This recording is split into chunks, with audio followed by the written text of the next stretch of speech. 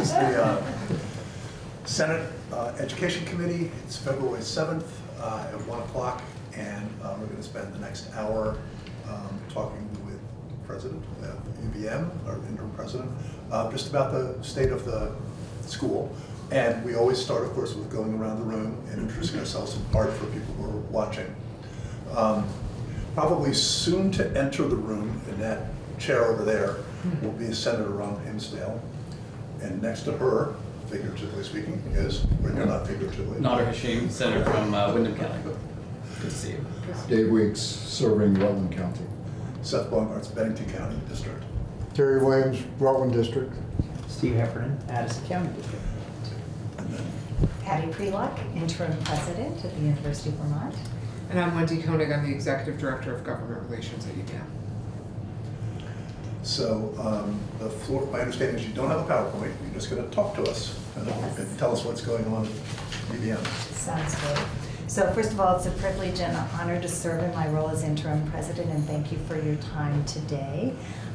You may not know, but I was the provost and senior vice president for 5.5 years before I moved into the interim president's role. And before that, I was the dean of the College of Nursing and Health Sciences for 10 years.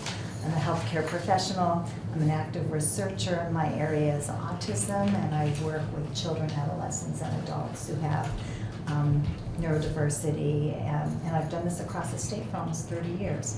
So thank you for giving me the time to speak today. The university is stable and continues to thrive. I'm happy to report, and we appreciate your contributions to our success. We're attracting and retaining our most talented Vermont students. Currently, there are 3,664 Vermonters who are at the University of Vermont. That's about 25% of our population.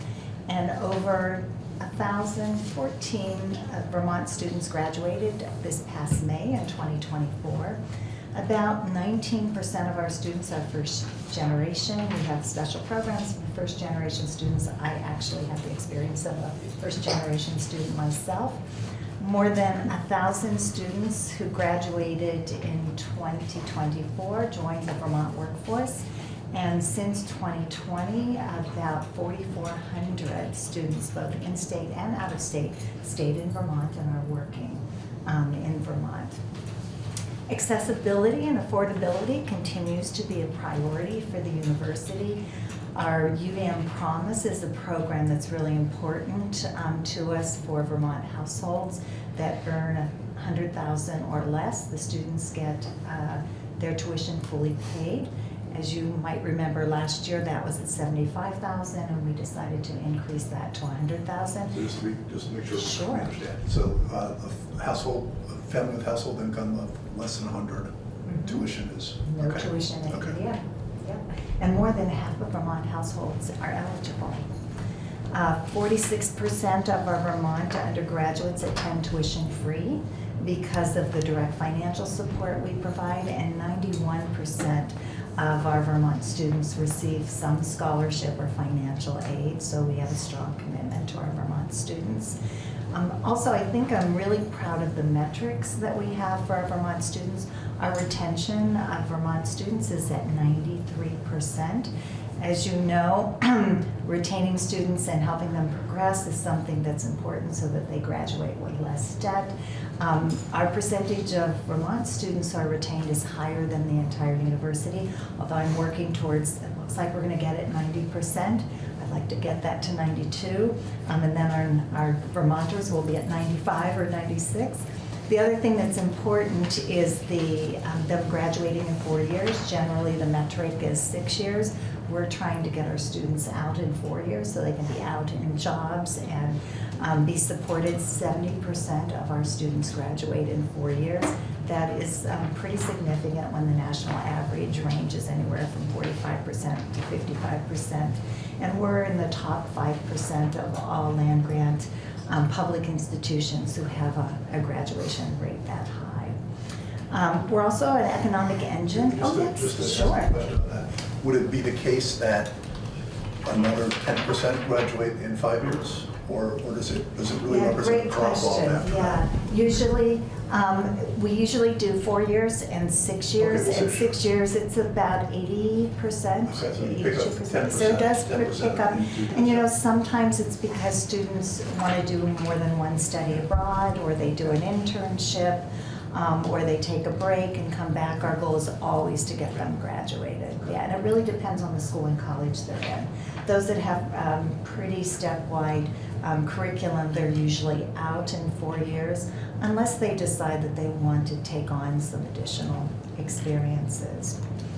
I think it's also important to know that UVM is an economic engine for the state. 37,000 of our alumni are actually living and working in the state.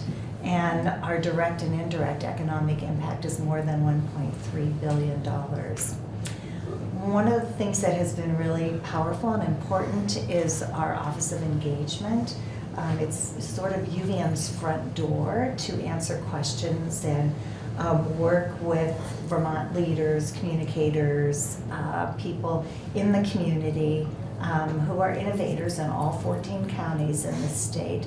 And we're supporting things like 4-H development, agriculture and rural development, research collaborations with rural communities in Vermont, with our new Patrick Leahy Institute for Rural Partnerships. We're giving hundreds of thousands of dollars to communities who have great ideas to solve problems, and they are connected with our researchers on campus so that we can support their success to solve the problems that they are identifying in their community. We have telehealth programs across the state. Preventative care and wellness is an important area. As you've heard about the Tech Hub, $23 million is coming to the state, and although UVM is providing the pass-through, the money is really, most of the money is going to economic development related to gallium nitride. And this is to create semiconductors. And we have a community with Global Foundries and others that are really working together. And from an education perspective, our community at the University of Vermont is also providing the education for the individuals who need to know how to use, build semiconductors and work in those communities. We also have a huge STEM outreach program in our K through 12 from our robotics program, which is quite popular to other STEM programs, and that's just a few of them. How does that work? You work directly with high schools We and do. down to the high schools? And We help? do, Yeah. yes. And then we sponsor a big event on Good. campus, and they Yeah. create their robots. Have you ever been to No, I one? haven't. They're like Yeah. amazing, Yeah. yes. And even in our College of Engineering and Mathematical Sciences, their capstone project for the seniors, they connect with an industry in Vermont to try and solve a problem, and then they have this amazing night where you can go and see all the things that they're doing in the community. Our Rubenstein School does some similar things in terms of forest, flooding, climate, etc. Most recently, I thought you would be interested in a collaboration that my team and our leadership teams at CCV, Vermont Tech, Vermont State University, we're collaborating with all the nursing programs in the state to address the nursing shortage. As you know, we only graduate about 500 students across the state in nursing, and we need 9,000 over the next 10 years, so the math does not add up. And so I decided that I thought it was really important, and with Wendy's help and other leaders across the state, to get our chancellors, presidents, leaders of nursing programs together. So we met in Montpelier, I think it was 2 weeks ago, because we're trying to create a nursing consortium and build economies of scale, grow our numbers of nurses that we can train. We realize some people have space, others don't have space. Some have certified clinical and simulation labs, others do not. Some have clear pathways for career changers, others do not. So we're trying to work together to see how we can create pathways across the state to increase nurses, and I'm very excited about that effort. So yesterday, I think the state colleges told us that they're graduating 500 nurses It's between them. other, oh, okay, I apologize. It's everybody. I'm sure they were, Yeah. I'm sure they were, Yeah, I yeah. just misunderstood. It's between Okay. everybody, yes. I took that too. Yeah, yeah, it's No. between everybody, Okay. yes. It's your consortium. And one of the things that we're thinking about, even Middlebury and St. Michael's that do not have a nursing program are interested in seeing if there's someone who graduates with a bachelor's degree, is there a pathway to get certification as a nurse and then get a master's degree? And we do have that program at the University of Vermont, so we're looking at any way that we can increase nurses, decrease the cost of healthcare, because as you know, travelers cost a significant amount, yeah. So there are multiple other states that have these types of nursing consortiums, and we're looking to the other states for best practices and to look at their models and explore those. And the university has put in a request for federal funding to fund this consortium for a year in order to try to build up the ideas and get us across the finish line. But the goal would be to double that nursing output for the state within a 5 to 10 year period of time. So do we have the students that want to become? Yes. Yeah, so it's a great question. Yes, we have more students than we can take. When I was the dean of nursing, we were graduating about 66, 70 students. And I asked my nursing program, can we double that? So we had some external funding and a donor who said, I'm committed to increasing nurses across the nation, actually. And we increased it when I stepped down as dean. We were at almost 125. So we're now at about 150 nurses that we can take in. But when you have 1,200 applicants, you're really only taking about 10% of that. So one of our challenges is space. We don't have sufficient space. Our clinical simulation lab that we developed when I was dean, we've now outgrown it. There's about 5,000 individuals who go through that each semester, but it is a certified program. So now we're looking at virtual reality and how to use AI technology to help nurses. And we realized that we can help some of the other programs that don't have certified simulation labs, but they have larger spaces. So can we share spaces, increase the number of nurses we can take? We're also looking at our admissions criteria, realizing that there's some differences, and could we do a better job in making it easier for students to move along, some who want to get an associate's degree, some who eventually want to get a bachelor's degree, and then those who want to get a master's degree. As we know, bachelor's and master's at bedside have more positive outcomes for infection and mortality rates. Yeah.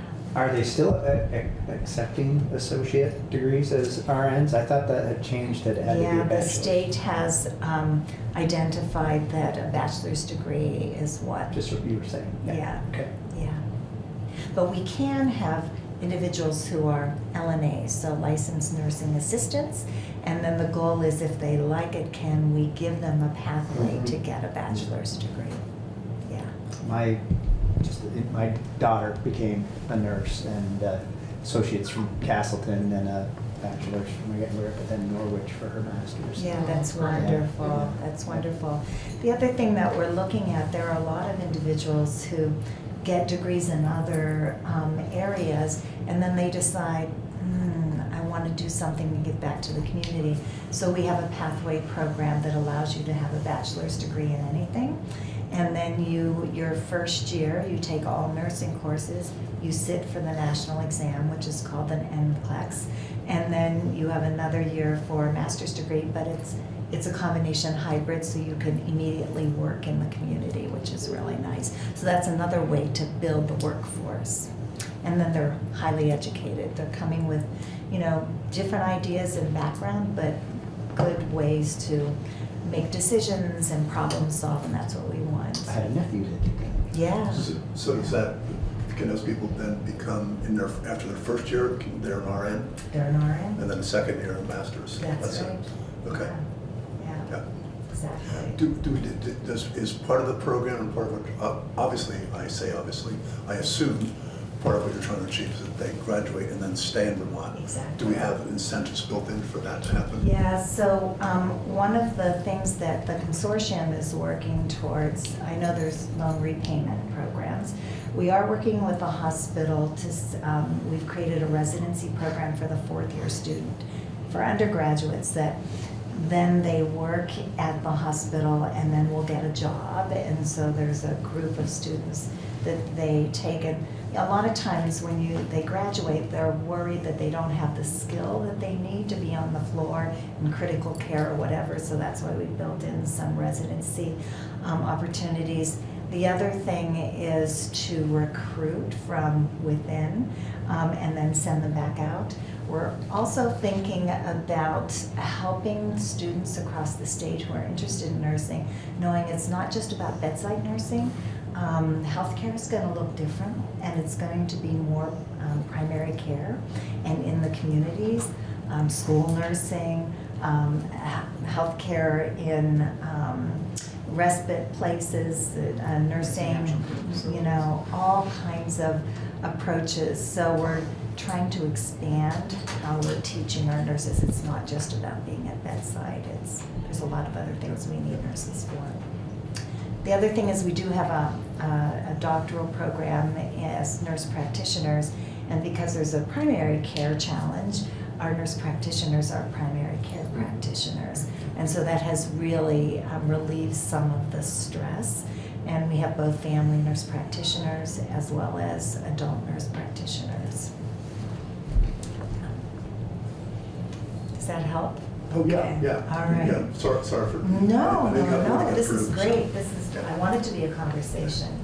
I do want to share with you a new initiative that we're moving forward on and collaborating with the Vermont Public Health Association, the Vermont Prosperity Project, the UVM Health Network, the UVM Medical Center, and that is our Planetary Health Initiative, which aligns well with the legislative list of your last biennium priorities, which was climate change, healthcare, childcare, housing.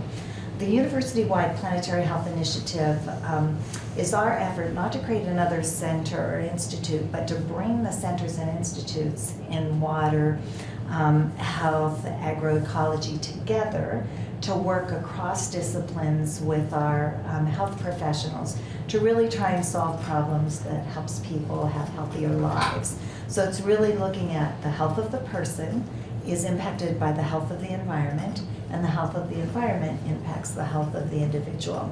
It kind of motivates careful stewardship of nature, and it's an initiative that will really distinguish us from other institutions because we're all in as a community, and we're hoping that it will be a statewide effort.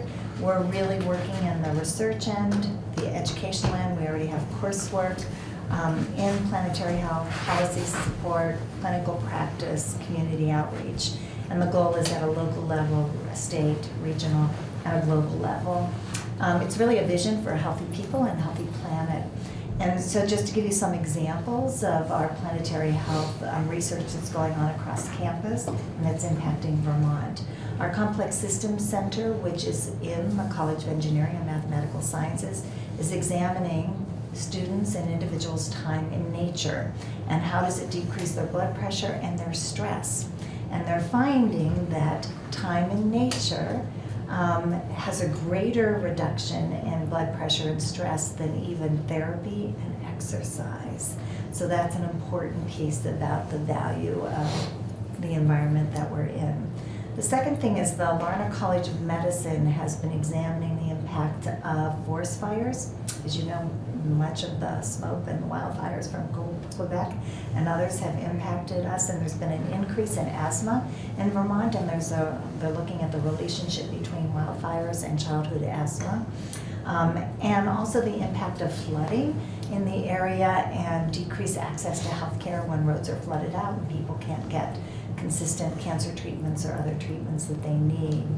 In the Rubenstein School, they're looking at the importance of nature in mental health during COVID. And in the College of Arts and Sciences and Extension, we're looking at the wetlands, water quality, the whole impact of algae blooms on human exposure to disease. And the College of Agriculture and Life Sciences is looking at the impact of climate on malnutrition. And our Gund Institute is examining forests on children's health at a global level. So we know that forests provide increased food security and nutrition, increased well-being, but also edible products that lead to healthy living, like fruits, leaves, nuts, seeds, mushrooms, honey, etc. So I think the whole goal of the Planetary Health Initiative is really, the policy message is we're conserving nature as an investment in public health and sustainability efforts to deliver health benefits. And from an education perspective, if we can educate our students in understanding that and bringing our researchers together, that they will be good stewards of both their own health and the health of the environment. So my goal this year is really just to educate people in the state on this effort, and then we'll work collaboratively over the next year to address health, water challenges, pollution, and food systems, and how to educate a workforce that could be responsive to that. So, any questions? Because I'm going to conclude with what our financial asks are for this year. Yes? You used to have a Center for Rural Medicine that taught EMTs.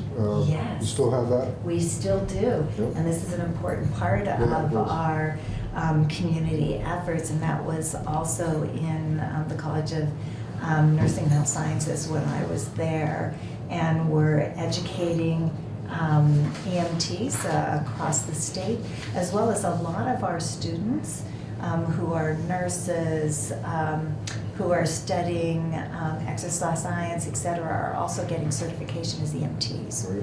And then many of them who do go on to med school as well. But we also have biologists and environmentalists. We have a wilderness program, and they're becoming EMTs as well, so that when they're out in the field, they know how to support a person who's in distress. Okay, Yeah. thank you. Yeah. Does that program reach down to southern Vermont? Or is it, Yeah, Yes, it does. It's all across the state. how, but because it's virtual or because? They do virtual, they do summer, they do residential, and then we've trained people who are EMT advanced specialists who can then do the education across the state. and a paramedic program too. Yes, so they're working on, yeah. So those are the things that, we don't have a specific one at UVM, but they have the paramedic training. Yes, that is a statewide effort, which is really important, actually, yeah. All right, yes, So you want us to ask questions before you get into the financial? it's up to you, Okay. whatever you would So like. I have a bunch of questions. So I think you said 3/4 of your students are out of state? They are. How do you attribute that success? What do you attribute that success to at the university? To bringing the students? Right. Yeah. So that's a wonderful question. I think students come here for the values that we provide at UVM. I think this place is important to them. Students who are interested in the environment and well-being. I think having a medical school is a huge draw for us in bringing students together. I think we've done some really strategic recruitment. We've put recruiters in Chicago, San Francisco, Atlanta, Pennsylvania, to really bring students from out of state that we hope then will stay in Vermont once you come here. You've got to love it. And also recognizing the demographic cliff that we have in Vermont. The university can't survive when you have 7,200 students who graduated in 2010 and 5,100 who graduated in 2020. That's not a sustainable model for our university.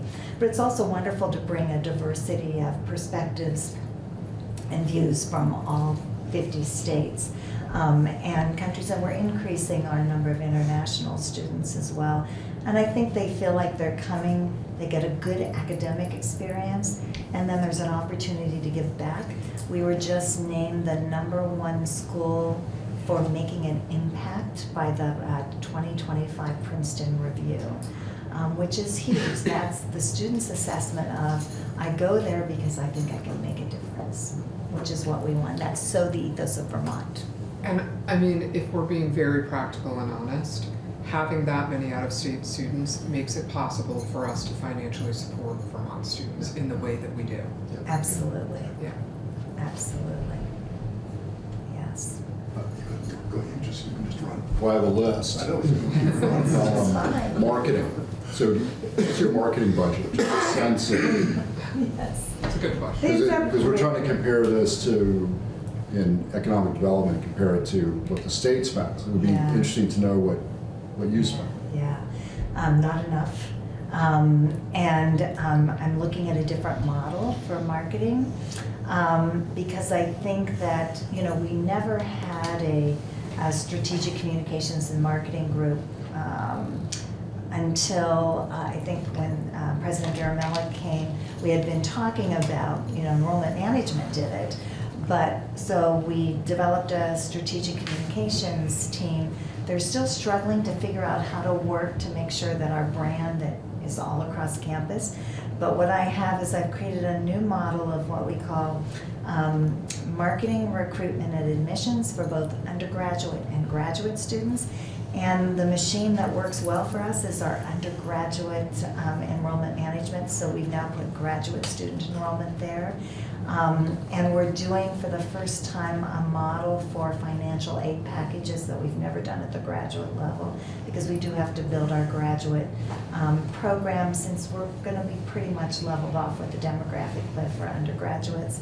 So, it's hard to say we pull from different places in terms of a couple of $1 million in it, but I know institutions that put $10 million in their marketing budget. We don't have that to do that. So I'm trying to look at economies of scale and see how I can use what is on campus and build from what I have. So it's part of that.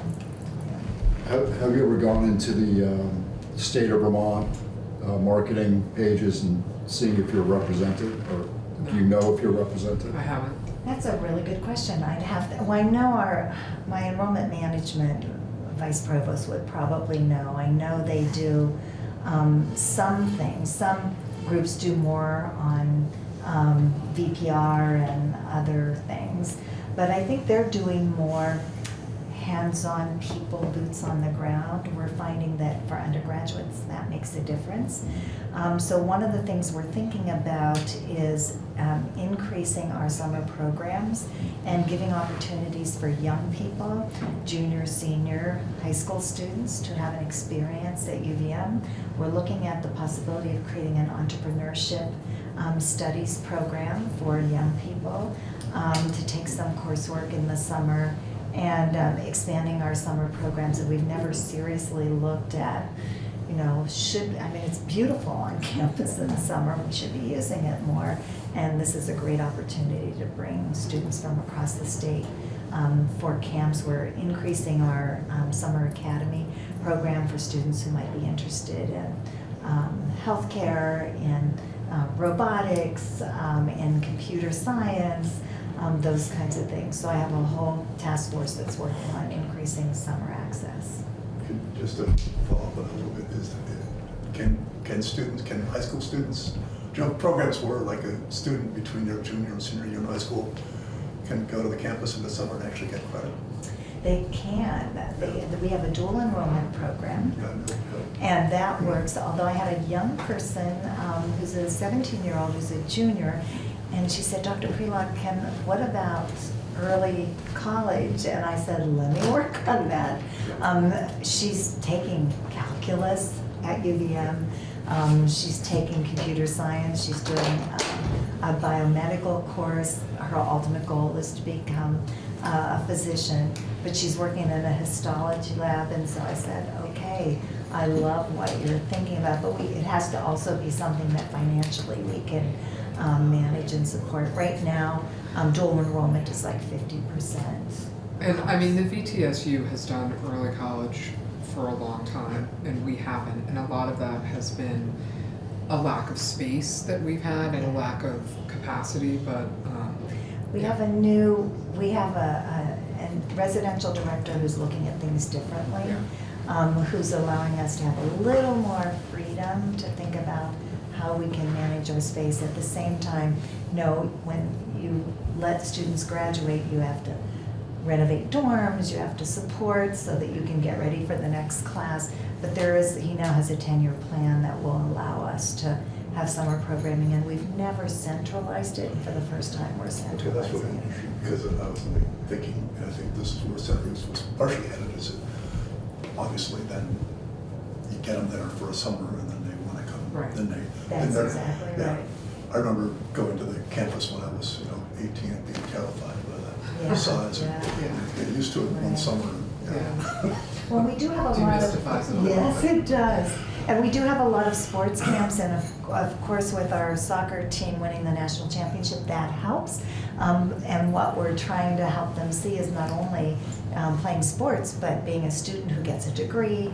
8 of our soccer players are in graduate school and getting graduate degrees, and they're in biomedical engineering and political science and exercise science and doing all kinds of really good work. So I think those are things that we can continue to do.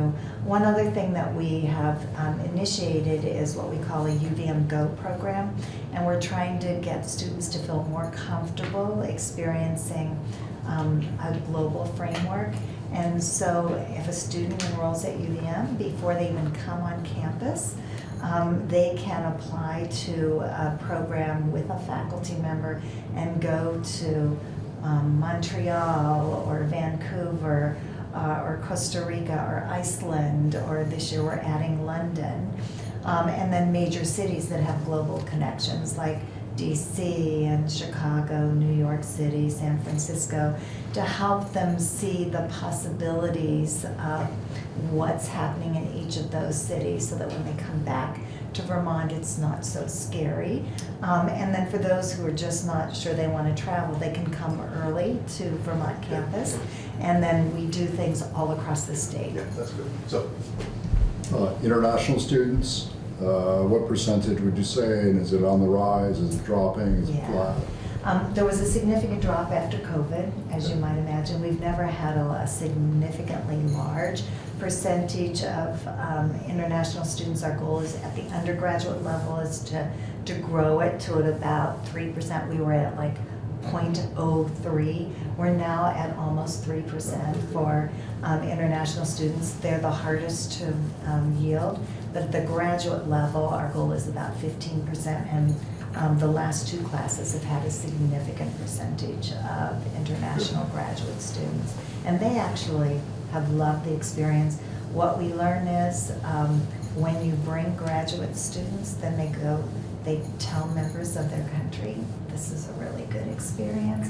We do have a pretty vital exchange program, and about 30% of our students do study abroad as well, which is a great way for us to make connections. And we have a new global partnership and program individuals, so we're working with people in Nigeria, Kenya, in India, in Korea, in Auckland, in Galway. So yeah, we're trying to increase that. We've had a significant increase of applicants, to the point of like 45% increase in applicants in graduate, international, as well as undergraduate students. Good, excellent. Do you track students into employment? Like, do you We keep do. those Yes, statistics? so we Okay. look at How's that look? careers. So 92 or 93% of our students within 6 months of graduation are either in graduate school or they're in a job. And they're very satisfied with the jobs that they have. Do you track them as tracking into whatever their discipline was? Yes, good question. So is my job related to my discipline?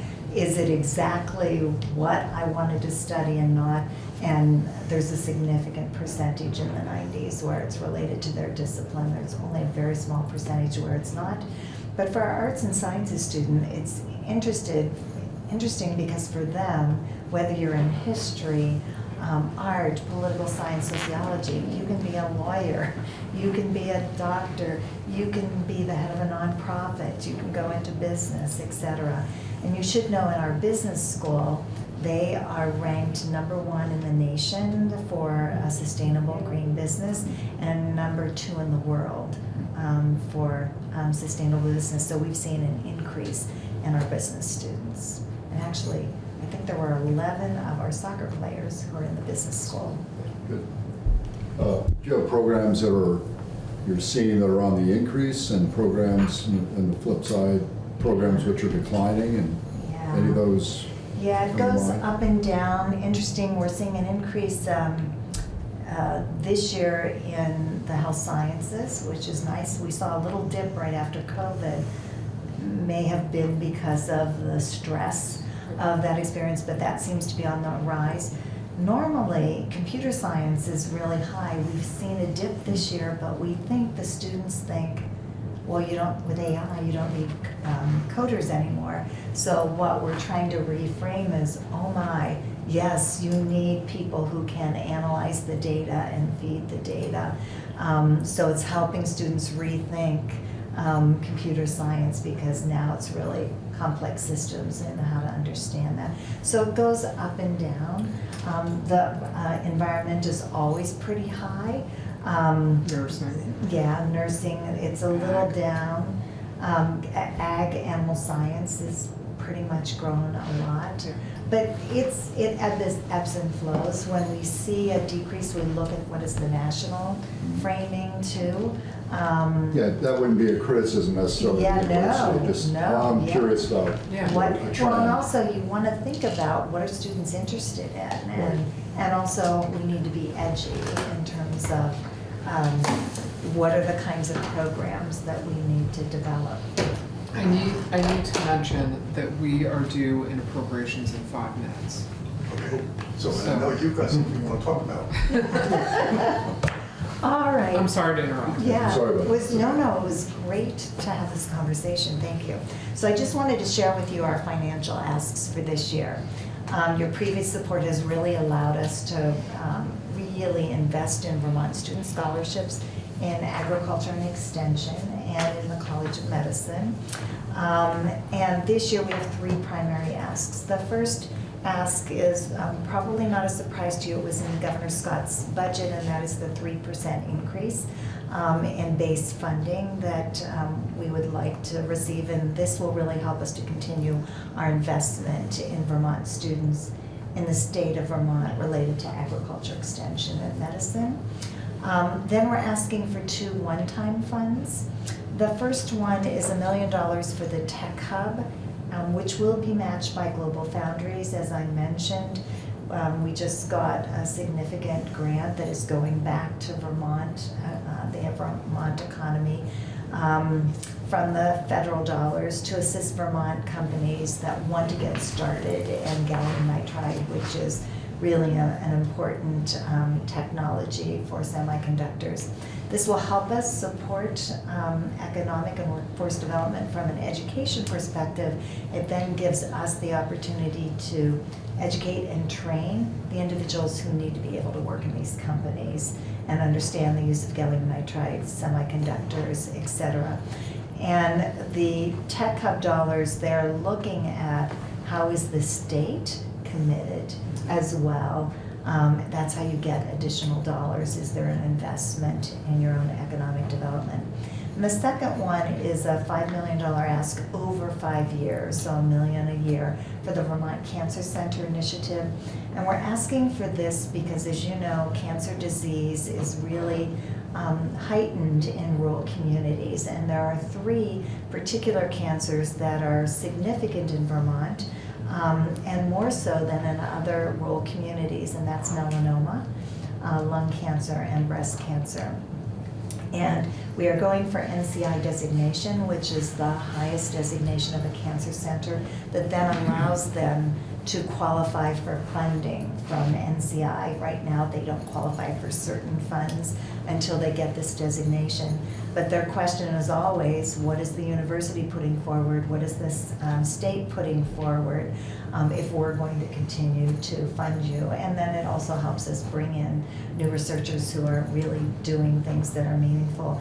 And for us, we're focusing on the rural communities and cancer in the rural communities, which actually has a direct relationship to our planetary health initiative too. Since we know you need to go, it'd be great to get that, you're asking a memo, just Yes, 1, 2, 3. absolutely. You know, it doesn't have to Happy to be do 2, that. but Yes. enough to remind us and give us a little bit of Yes. detail on what you just said. Yes. Just curious, since we have 20 seconds. Do you have any satellite campuses? We do not No. have You haven't- that. Have you ever considered that model is to kind of spread the brand? Yeah, it's an interesting question. It's a conversation, oh, Hi. oh, Senator Hinsdale, I should say. No. Yes, we know each other, yes, yes. When I was a student. You know, it's an interesting thing for us to think about. We're kind of a residential campus, but I think if we did anything satellite, it would be much more, how can we create hybrid models with international groups? And so India is very interested in our sustainable business model. So are there ways that we can work with them to develop programming there? Same in Africa, they're very interested in our student affairs development program. And so we're looking at, they're just now, this concept of student affairs and higher education in Nigeria, Kenya, they never had before. And so now they're sending a lot of their students to us.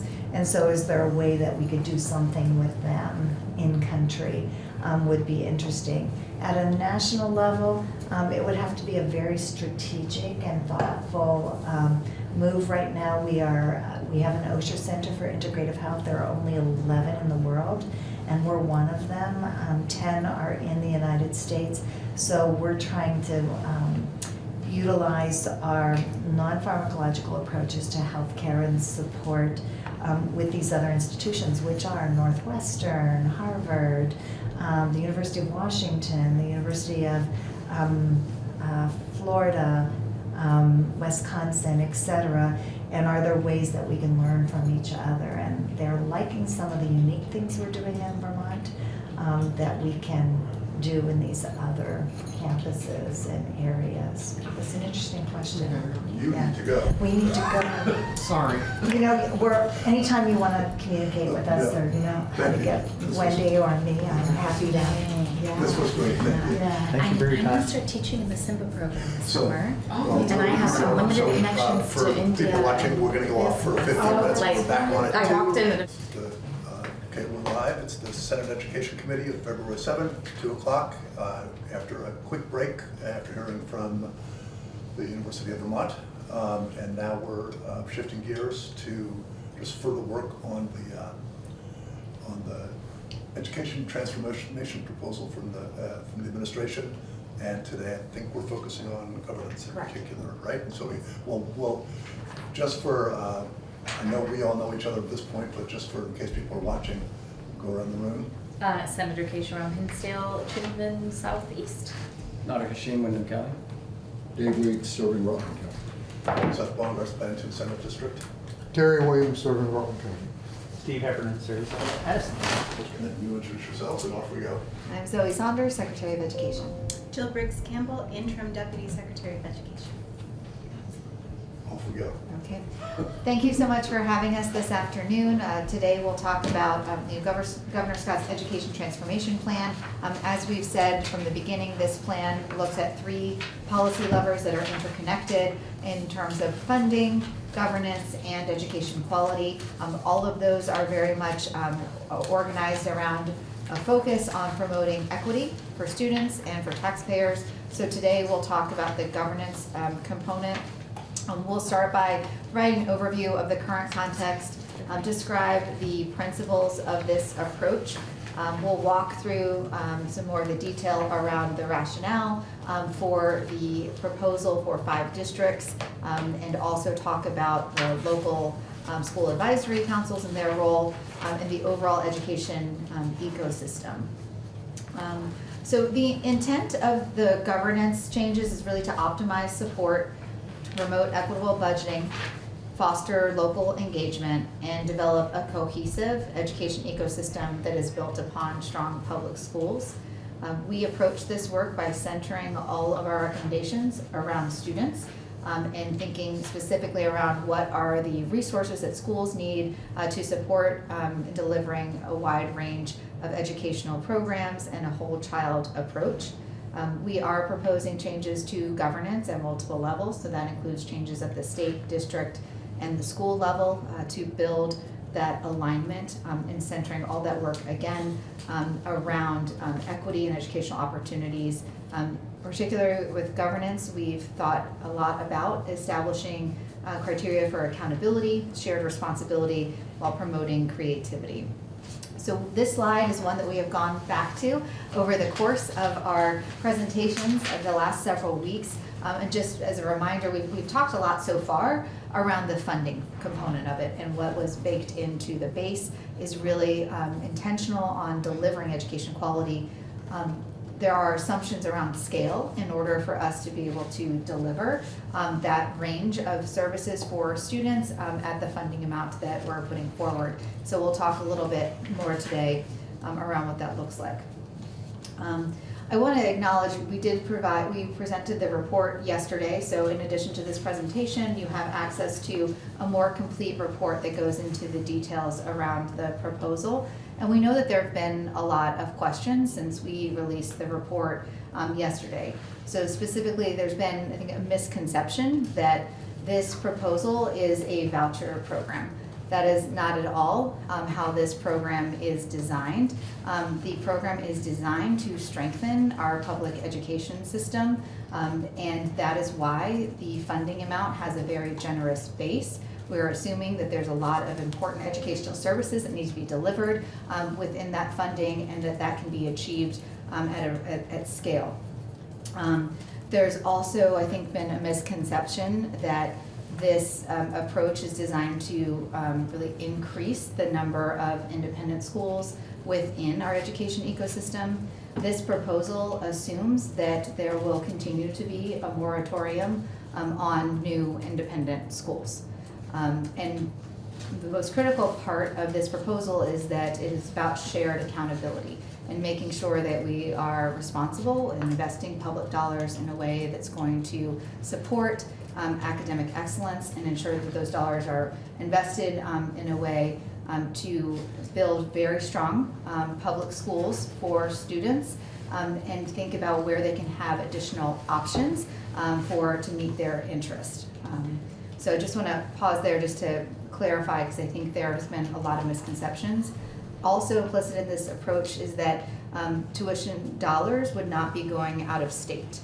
So this proposal is around investing Vermont dollars in strengthening Vermont's public schools and allowing for educational options that make sense within each district and would be aligned to the enrollment and the population of students in those districts. And we can talk more around what that application process would look like.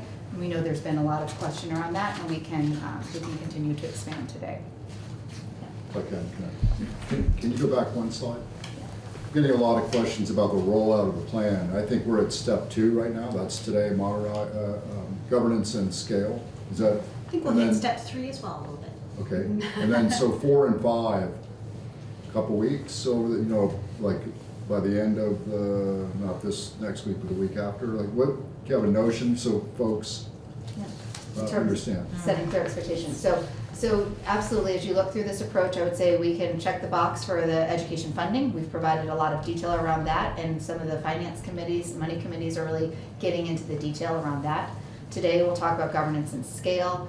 We've already started to talk about guardrails for budgeting. That's implicit within our funding model. And so we've called out some of those assumptions within the base funding. Improving education quality and equity, we will talk about that today in terms of some of the key components of that process. We will have more detail around that next week in getting really specific on what are the core and high quality education standards and how will we measure financial solvency. But we have identified that those are the 2 primary areas that will form the shared accountability framework. And then tax relief, that is really achieved through us becoming a more efficient system. And so we've talked through that as we've gone through the funding approach, and the governor has also signaled a plan to buy down property tax rates. So I would say after today, we'll have gone through all the components of the plan, and then over the next couple of weeks, there's going to be some more detail around policy decisions related to education quality. Thank you. I think I have an extremely basic question that, like, people will be concerned I'm even asking this maybe, but when we say a moratorium on independent schools, can we only control a moratorium on them getting any funding, right? Someone can set up an independent school, or we have a moratorium on, like, no new schools can be created. It's a moratorium on tuition. It's a moratorium on tuition, Just okay. in tuition. Okay, because I all of a sudden I was like, wait, we don't get to tell. On approvals, yeah, on approved independent schools. Approvals. So they can't operate as an accredited educational Sorry, institution. let's back up, I was confusing, go ahead. Yeah, so we're assuming that there'll continue to be a moratorium on new independent schools being approved to receive public dollars. Right, okay, I just, all of a sudden, I just wanted to, like, That they doesn't can be prevent part an of the independent school ecosystem. from forming, or Right. for a parent to pay Uh-huh. private tuition to Okay. attend that school. The Right. conversations we're having around where do we invest state dollars? Right, okay, I just, all of a sudden, I was like, I just want they can do what they want, they can Yes, be a of course. school, and that operates outside of our governance system All, generally. yeah, all we're talking about here is as how we're really investing public dollars. Yes, okay. To ensure high quality education for students across the state of Vermont. Okay. Before we actually see a lot of hands up, Yeah. does it make sense for us to let you go or how, Yep. and then ask questions or along the way, or? I think so. I know that there's been a lot of questions around this, so I wanted to make sure that we address those head on. And then as we go through the presentation, we can get into more details. So, okay, so would So you rather we have could- questions along the way or have us wait? I think it'd be good to go through the presentation Okay, and then ask questions. okay. Does that work for you? Senator Weiss is No, patient, he's though. in Would you have a It's fine, specific? it's fine. I want to let you, yeah, let's, because you Okay. have, I know you have some. Okay. I'm thinking some of the questions will get answered as we go, so then Yes, we can. back up. absolutely. Yeah. So Okay. we'll start just with a summary of what we're going to walk through today. This proposal contemplates a more simplified governance model. It eliminates the supervisory union structure and moves from 119 school districts to 5 districts. We want to talk about how we arrived at 5. It did not just happen by chance. There was a lot of thought put into achieving the optimum scale, and we'll walk through our rationale for that. We will also talk about the use of education support agencies. Typically, in the Vermont context, those have been referred to as BOCES. We understand that there is a need for specialized services, and we're going to talk about where we see that positioned within this revised governance framework. Within this work, we'll also talk about the role of the Agency of Education and the State Board of Education. All of these decisions are really organized around what we're hoping to achieve for students, and we'll talk through some of the shared responsibilities for those statewide organizations in supporting the system.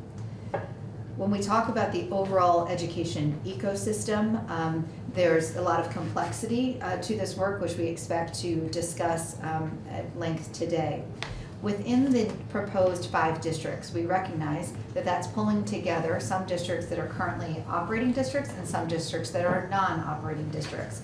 Within this proposal, the 5 districts are operating districts. And so operating districts that currently exist within the state of Vermont already define attendance zones, and students would attend the public school closest to them.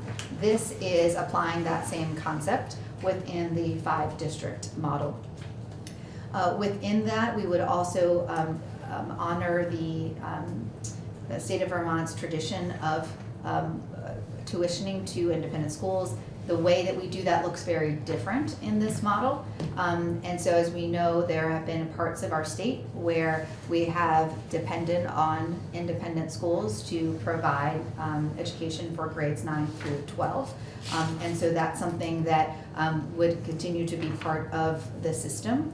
And then we also know that there are some parts of our state where we have a lot of high schools that are in close proximity, and it might make sense for one of those public high schools to have a specific specialization. And we know we have some of those examples throughout Vermont with magnet schools. And so the idea within this whole framework is that there is shared accountability for educational outcomes and also financial solvency throughout the system. So our current context, we've talked about this in previous presentations. We know that our current system is highly complex. We have about an average of 1 school board member for every 75 students in the state of Vermont. So it's a very complex structure to oversee a relatively small number of students compared to other states and compared to other districts in other states. We also tend to have a top-heavy organizational structure that creates some redundancy in terms of leadership roles and also limits the ability for us to be able to bring in specialized resources and expertise that can support schools. Oftentimes, the expertise is not placed at the right level of the state education system, and so the governance model is designed to create really to strengthen the overall system and ensuring that we have the right expertise supporting schools. Currently, we have hyper-local budgeting decisions, and that often will distance the voter from how that impacts their taxes. We have variability in education standards, which can create some inconsistent expectations and also performance outcomes. Over the last 20 years, we've seen a significant decline in enrollment. It's been over a 21% decline. At the same time, there have been rising costs and larger affordability issues, which are placing considerable strains on our school budgets. Those pressures are resulting in schools having to continue to cut more services for students. And we're seeing this happen most profoundly in our higher needs communities. So part of the sense of urgency to act is to really deliver on Vermont's commitment to equity and ensuring that students that have similar needs receive similar services, and the students that need more support get that support. The lack of scale in our system can create some competition for funding and programs, and the tension between career tech centers and independent schools and programs. When you simply have a smaller number of students, you can't offer the range of programming. And what we heard very clearly from our students when we engaged with them in the Listen and Learn tour was they want access to a variety of courses. They want access to electives and extracurriculars, and sometimes the way that we're structured and our scale, we're not able to deliver on those goals for students. As a state, we have a preference for small schools and small classes. That can constrain program offerings and also the ability to hire specialized instructors.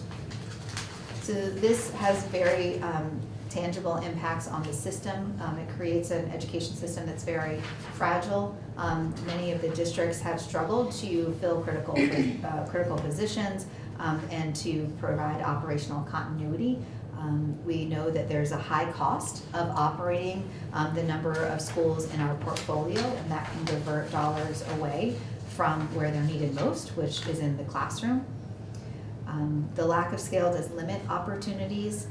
It also makes us vulnerable to shifts in federal funding and state economic changes. So part of the intent of this proposal is to really future-proof Vermont's education system.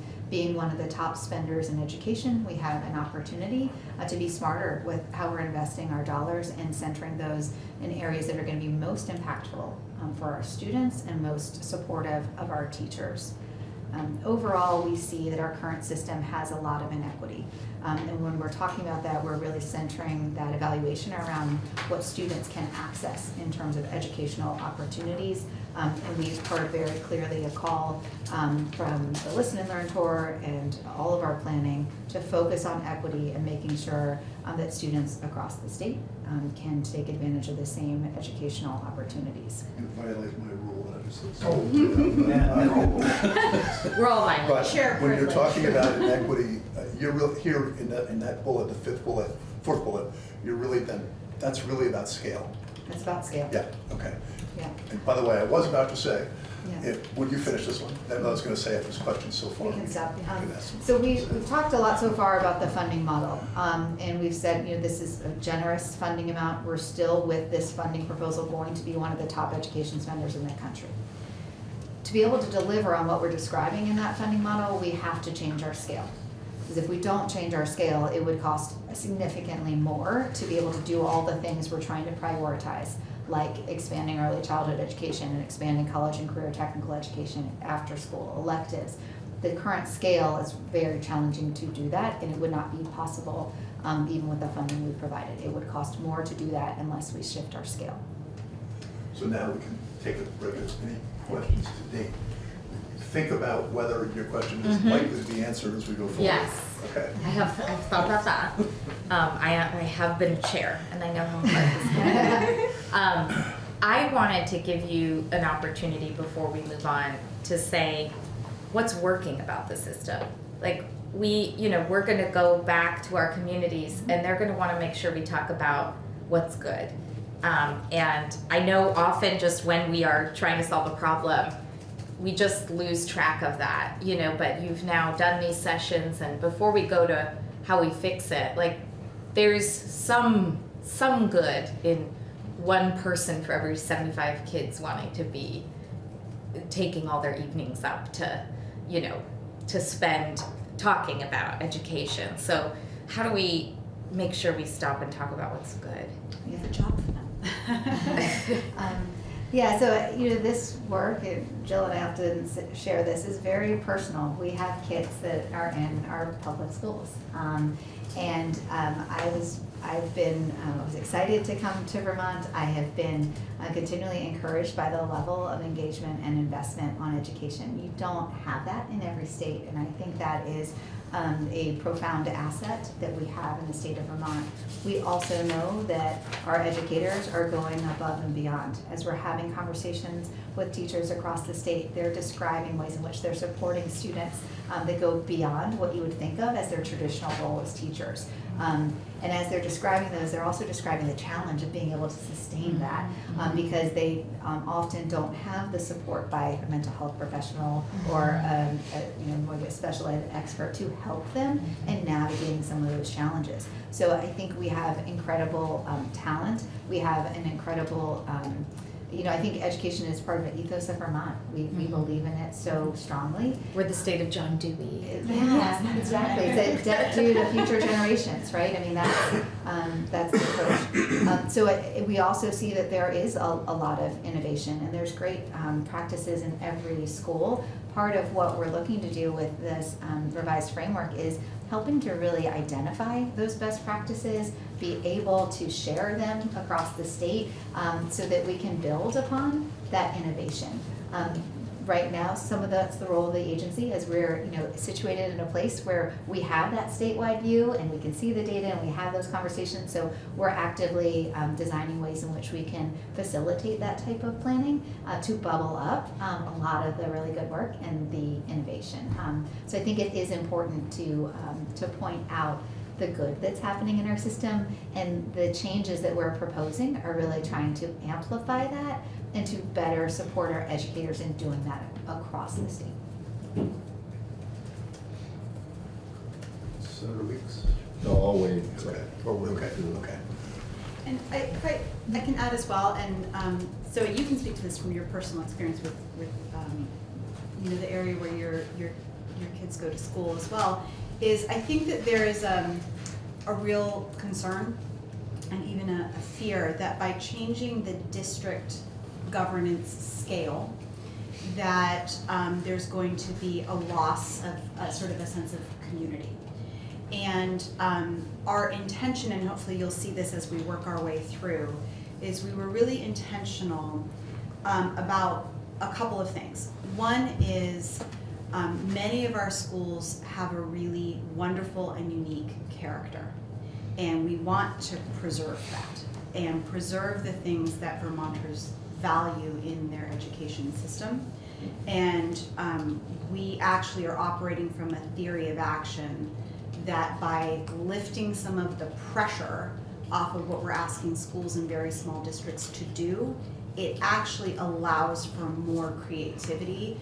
And as a former educator myself, and I miss the classroom a lot, I've often said I cannot really imagine what it would be like to be an early career educator right now in our system, because not just because of the pressures of mental health and the pressures that, kind of students and families are facing.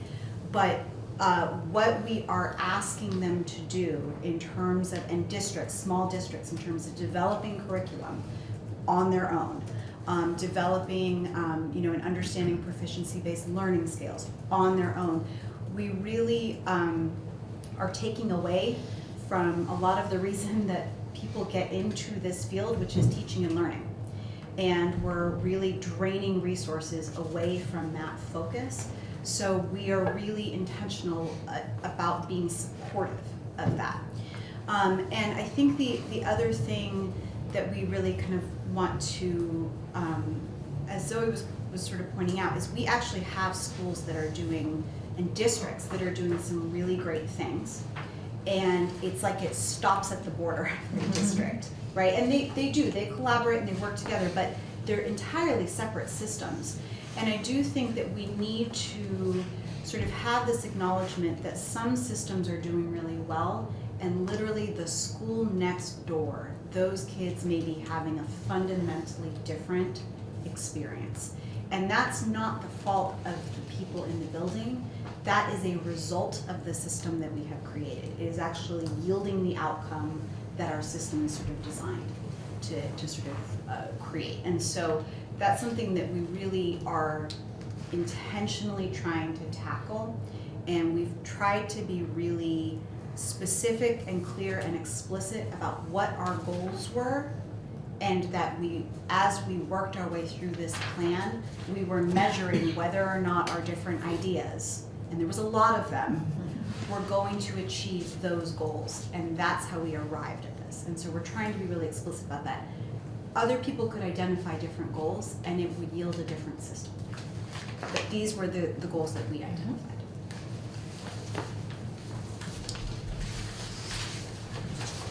So we'll move into the district governance proposal, and as you've articulated, we started this work with identifying our goals and then developing the approach to achieve those goals. The goal is to achieve scale.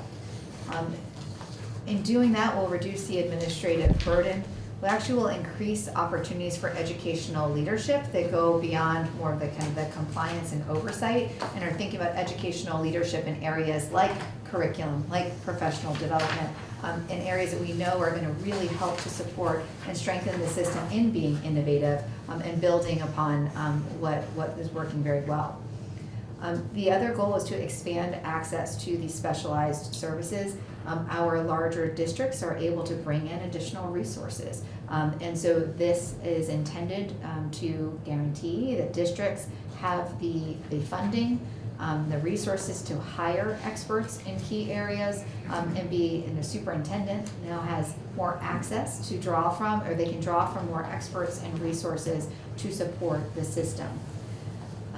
By nature of creating larger regions, it allows us to be more equitable. As we just described, when you're doing really hyper-local decision-making, you may be able to make decisions that are really great for that group of 300 students, but the town over might have a very different experience, but they might have a much higher need. And so when we think about equity, it really is about investing more in areas that need the resources more.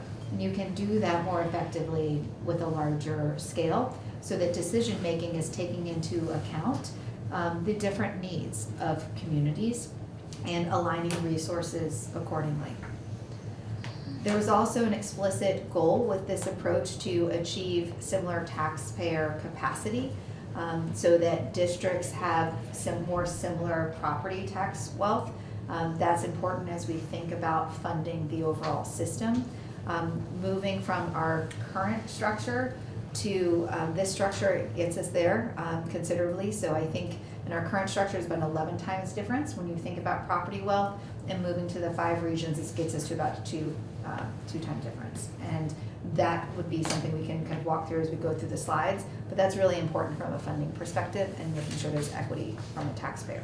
Is that important as it relates to the foundation, or does it become important only if we're talking about the districts to raise the extra dollars? It certainly becomes more important and critical when you're thinking about the policy decision around raising local dollars. Okay.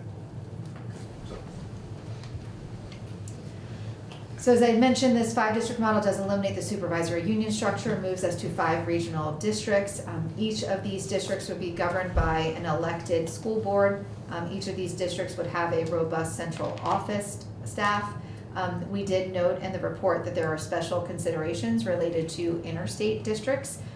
There actually is a lot of additional work that would need to be done in addressing interstate districts, maybe going so far as an act of Congress to change those interstate districts. So there is some more work in that area. Also, in very remote parts of our state, we may need to think about some exceptions in terms of being able to have some out-of-state tuitioning. But the model here really is focused on investing dollars within Vermont schools. So I'll pause there. So Looks like you're there's a question. thinking about the interstate, you're thinking mostly, is that the Hanover? There are 2 interstate districts, and so it's Rivendell and the. It's SAU SAU 70, also known as Norwich. Yeah. Norwich, and that's the Norwich, Hanover, right? A lot of kids go to Hanover High School. Yeah. Okay. It's a very small number of students that are in those interstate districts. So that's another point to make here as we design this approach, is thinking comprehensively around designing a statewide system. We know that in doing that, we're building it on top of a system that's existed for hundreds of years. And so there will likely be exceptions that need to be looked at, but we didn't build the plan around the exceptions. We built the plan to design the great statewide public education system. And we recognize, and then we're calling out where there are some special considerations that we will need to take into account, particularly during the transition period. I just want to make sure I fully understand this, because earlier I wrote down no out-of-state dollars. Correct. So our current practice now with Yeah. non-operating districts, so in this model, Right. all districts are operating districts. Yeah. And so there would not be the option to send those dollars out of the Mhm. state or to a different country for a Yes. child to be educated. We're just calling out that as we make this transition and we're looking at the maps, there might be very few exceptions around kind of border Border towns. issues. Yeah, Border so issues. for example- It would be regional, it would be more Okay, for our border okay. states, where there would be some Okay. exceptions that we may need to consider, and we're just calling Okay. that out. But as we go into the maps and we In start to remote. really think about Yeah. attendance zones, Yeah. those are outliers in Right. this conversation. Right. And we're just calling that out because practically speaking, this plan Yeah. has to work. Right. And so we're just, in very remote areas, there may be So some you're just exceptions. you're just recognizing that we're gonna have to tweak here and there. Like the Yeah. Granville scenario. also- Yeah, you can see in the maps, Yeah. so When we'll. you look at the maps, Okay. yeah, these are at the end of the report that we Okay, published, and you okay. can see, you know, when you're looking up in the Northeast Kingdom, there are certain parts of the Northeast Kingdom that genuinely do not have a school independent or Right. public, Right. but there's students that live right on the border and there maybe is. Yeah. So we want a practical, workable system, but Yes. as Zoe said, you don't build a statewide system around the exceptions. Right. You address the exceptions through your statewide system. Mm-hmm. So we'll come to that. Okay. So this is a map that I think we've shared a couple times. On the left, you see our current system. Moving towards the right is the 5-district model. It's also relevant to note that this is a longstanding structure with the regional superintendent's organization, so has served as a forum for education planning. Go ahead. Yeah. So on these maps, I've had voiced concerns from the central, the Champlain Valley region, that, you know, they're almost triple what the others are. And the other biggest concern I'm getting from up in Franklin County and down in my county is like, the method, the mindset, the culture, the educational difference between how Burlington, South Burlington, Colchester run their schools and say Addison or Franklin do. So how do we address that? What they're worried of is that you're gonna have Burlington, South Burlington dictating what's happening up in the north and down in the south. So we'll address that. We know we've heard that as a question as well. So we're, you know, open to having a conversation around, you know, what's the right organization, but in doing that, we want to make sure we're clear on the goals. And so part of this table is elucidating the rationale for these boundaries. We think that as part of the plan and in focusing on equity, there should be some consistency in terms of needs of these communities. And you can see that when we're looking at the broader region, there's a lot more similarity in terms of students that receive or qualify for free or reduced lunch, English learners, and also the property wealth. Another piece of that within the size of the districts is those would also have different resources at their central office to be able to provide support.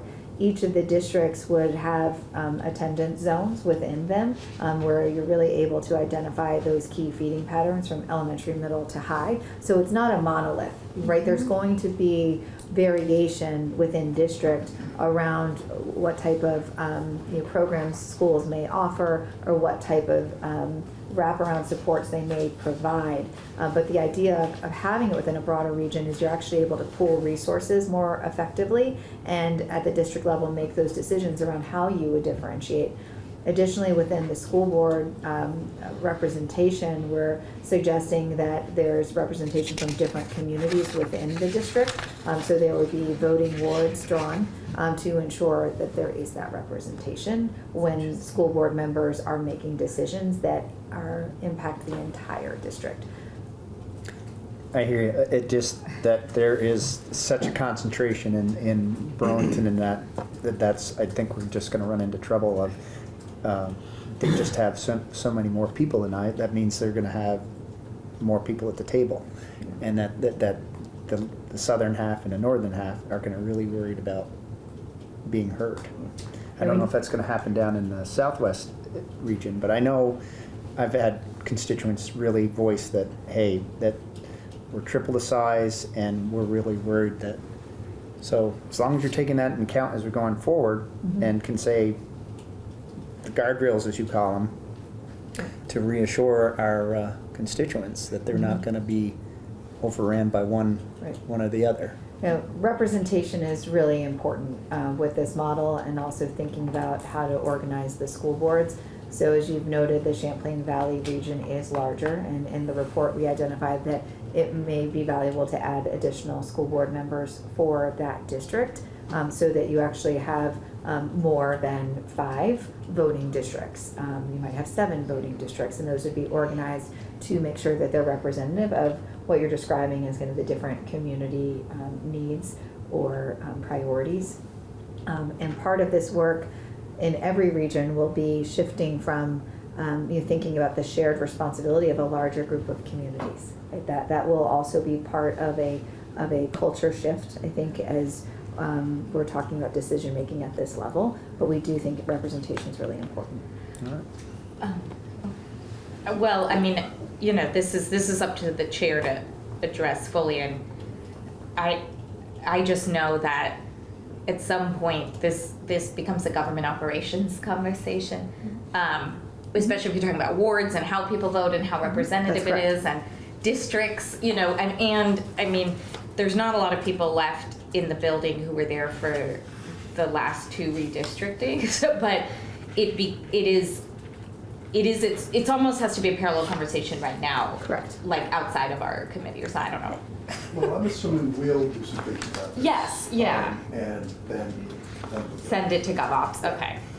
Just touch on the right-hand column a little bit. The grand list for average daily. Just talk about what those numbers actually mean in the first instance, and then how they relate. So as we've described it, there's some thought to ensuring that there is similarity in terms of property wealth, and that being important to comply with the Brigham decision should there be a policy choice to raise additional local revenue. And so you can see that there's a greater similarity here, and the tax department would probably do the best to address the specific questions around equalization, but it's an easier problem to fix because of the similarity in property wealth.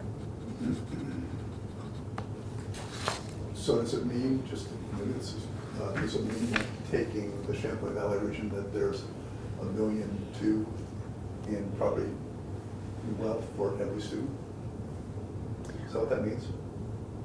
It's an overall evaluation. I think it's the average. I'd have them come in and look at it. I think for our purposes in education, it was just ensuring that should that policy decision made, how we're mindful of creating equity. And No, I know. yeah, the tax department, I think, would be better Okay, served all right, and okay. positioned to answer that question, but we're just from an education standpoint calling out that is a factor as you think about this overall model. And just to point out, I think you said earlier that the 2-to-1 is the Northeast region versus the Southeast Yes, region. correct. Yeah, okay.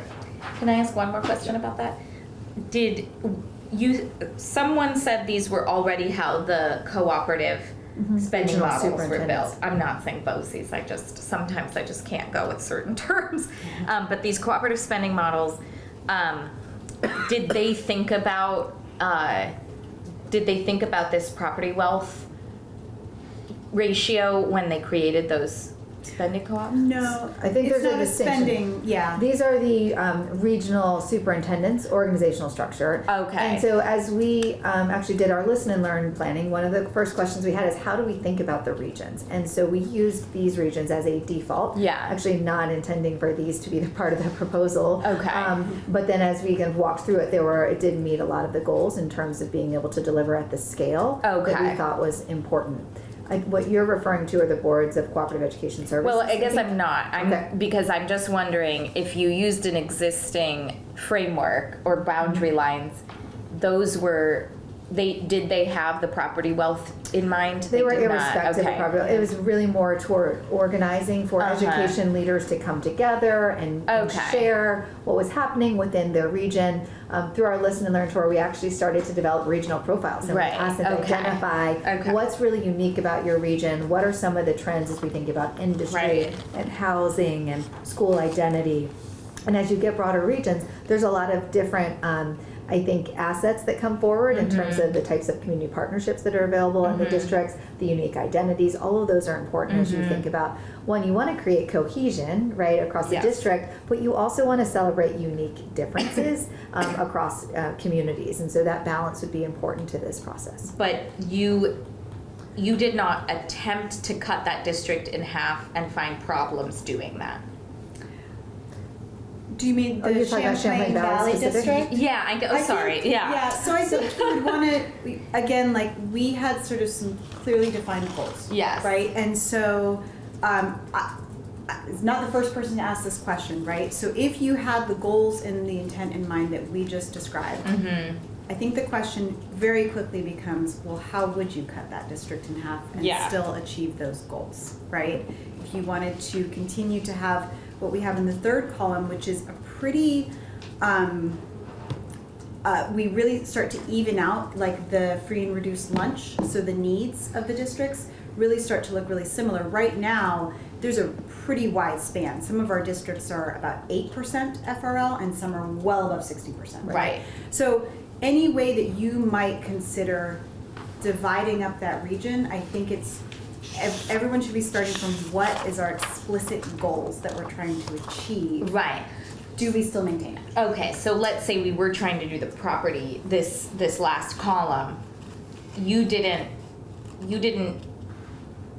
That was see not a- the determining factor. Okay. That was No. not a determining factor. So Oh. I do think it's important for us as we're talking from the educational context. It Yes. was really about educational quality and scale. As we did different modeling, we also worked with the tax department to understand those implications. And it turns out Okay. that this model and this particular configuration gets us closer to that parity. Interesting. Okay. From an educational perspective, this structure keeps existing districts whole. So the lines don't cut across.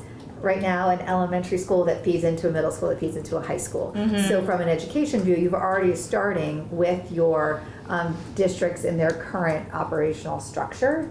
And that's, I think, a really helpful place to start when we move on to the next part, which is thinking about these districts are operating districts, right? So there are attendance zones as part of that you're already building on. We should keep going. We're Okay. time is half So, gone. oh, sorry. We haven't gotten to the fun So- We're obviously going to talk about Yeah, this. so We're obviously going to spend time on this. I'll breeze through, but the scale piece is really important as we think about the central office. So the central office in this model looks very different than our current central office because you're able to bring in additional resources. We're using the evidence-based approach, and they have outlined ratios based on staffing per students.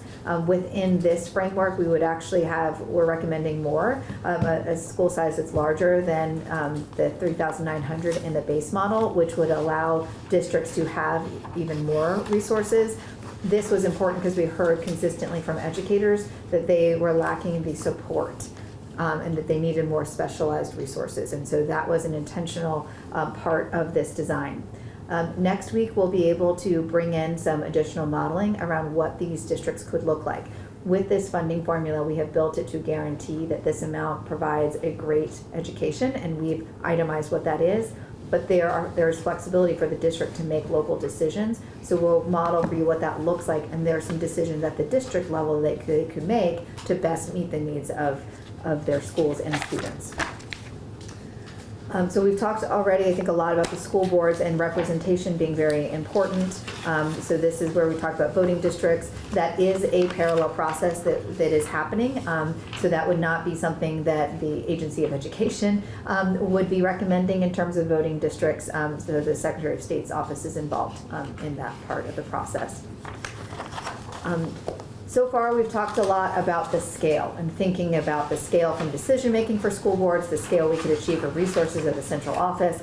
We also want to make sure that there's a high level of engagement at the school level. So this plan would require every school to have a school advisory committee. That committee would have representation from students, staff, parents and caregivers, community partners, and they have a very important and specific role. And we like to make a distinction between the school advisory councils and a PTA or parent-teacher association. Parent-teacher associations tend to organize events and do fundraising. The school advisory committees are focused on more of recommendations on the strategic direction for the school. So they would be providing input on the school improvement plan, which is a state and federal requirement. They would also be an important component of our proposed equitable budgeting process, where there would actually be a set aside within the school budget for the advisory committee to provide input on how that should be spent to best meet the needs of the students. Organically, school advisory councils may decide to kind of form regional school advisory councils to the extent they want to share ideas around what's happening for students in elementary, middle, and high school. And so, Senator, to your question about, we do have a part of that commitment within Vermont to education, I think, is expressed in the really large number of school board members that we have, right? And so I was sort of jokingly said, like, we have a job for them. And one of the things that we've really been thinking about, again, one of our kind of key principles is actually how do you maintain and even increase, because this is something that we heard really strongly in the Listen and Learn from both educators and education leaders and from community members and parents, is they're feeling like they are not as connected to each other as they would like to be, right? That family engagement, community engagement. And so one piece of the sort of school advisory committees, which is a model in other states as well, is we thought about what are the ways right now that people engage with the sort of strategic vision and planning for their local school. And while we do have the school boards who are doing a lot of great work and are volunteer and are meeting, once a month, and what we do sort of recognize is that a lot of times the only place where people actually engage with this is on town meeting day, when they're voting on a percent up or a percent down or a number, right? And by creating school advisory committees, but also switching to a foundation formula, the engagement is actually much deeper on the things that actually matter to student outcomes, to the culture of a school and a community, and kind of how that school fits into the larger community as well. So that was a really explicit intent that we had. If folks have more questions, Zoe's actually sat on one of these, so she can kind of speak to that experience. But it really is sort of a fundamentally different way of engaging with the school than the way that happens now, which oftentimes only is about 12% of our voters.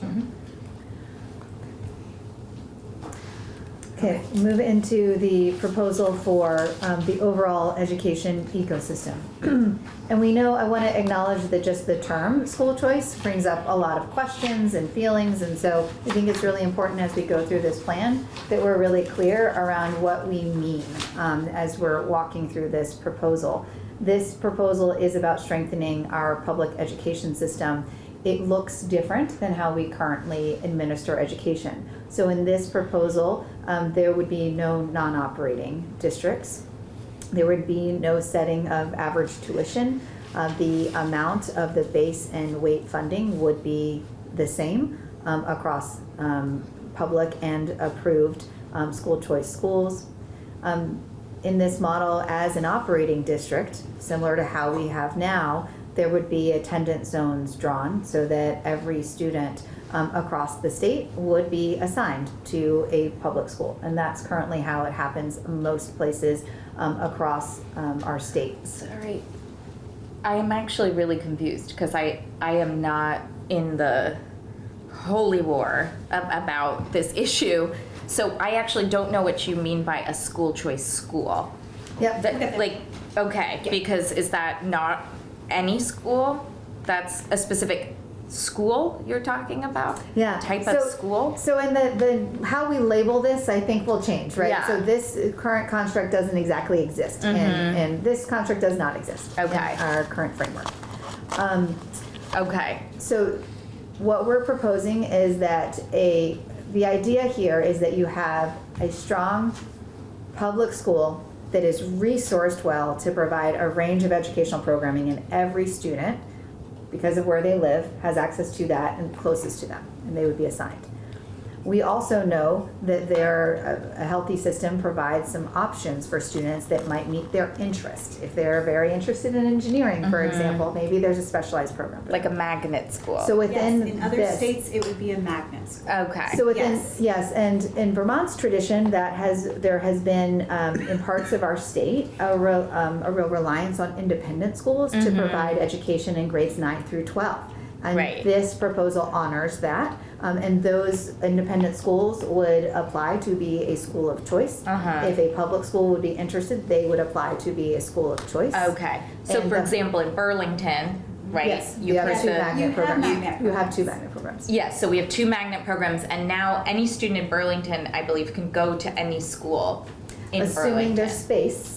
Right. Right, so that's the key part of this overall model, is you Okay. need to make sure that as a state, we're guaranteeing access to a high-quality public education Yes. and allowing for students to exercise options should there be space available, and to honor the tradition of many of our historic academies. That process of a lottery would also give preferences, or could give preferences, to where you live. And there could also be preferences for siblings. So the choice schools would not have a boundary, an attendance zone. They would be open to students applying, and if there are spots available, they would be able to attend. If there weren't spots available, they have access to a great public school. So it's that system that we're talking about. How does this actually going to work with regard to independent schools? How does what? How is this actually going to work with regard to independent schools, where you have, well, we have the 2 sets, right? We have the traditional academies, and then we have the smaller independents. How would kids end up being able to go to one of the smaller independents? Yeah. So the process for applying to be a school of choice is similar in the process that exists now, where an independent school would need to be approved to receive public tuition. Part of what we would also build into They are approved to receive. in this model, all choice schools would need to go through the process to be approved. And there would be eligibility criteria that would be shared by independent schools and public schools. Correct. And the state would set those criteria. and then the school would apply through the district to be a school choice school. Okay, so if one of these smaller independents somewhere, how is it determined which kids can go there? So once a school is approved as a school choice school, any child within the district could apply Okay. to that school. So that's how it would work with, let's just say the smaller, and you go to the academies where they have, both St. J, LI, Bedford, and Thornburn all have relationships going back a couple hundred years with some towns. Yeah, Kids from Weston have come to Thornburn for 200 years. right. They don't have to, but they can. Will there be kids from Weston, could there be kids from Weston who can't come?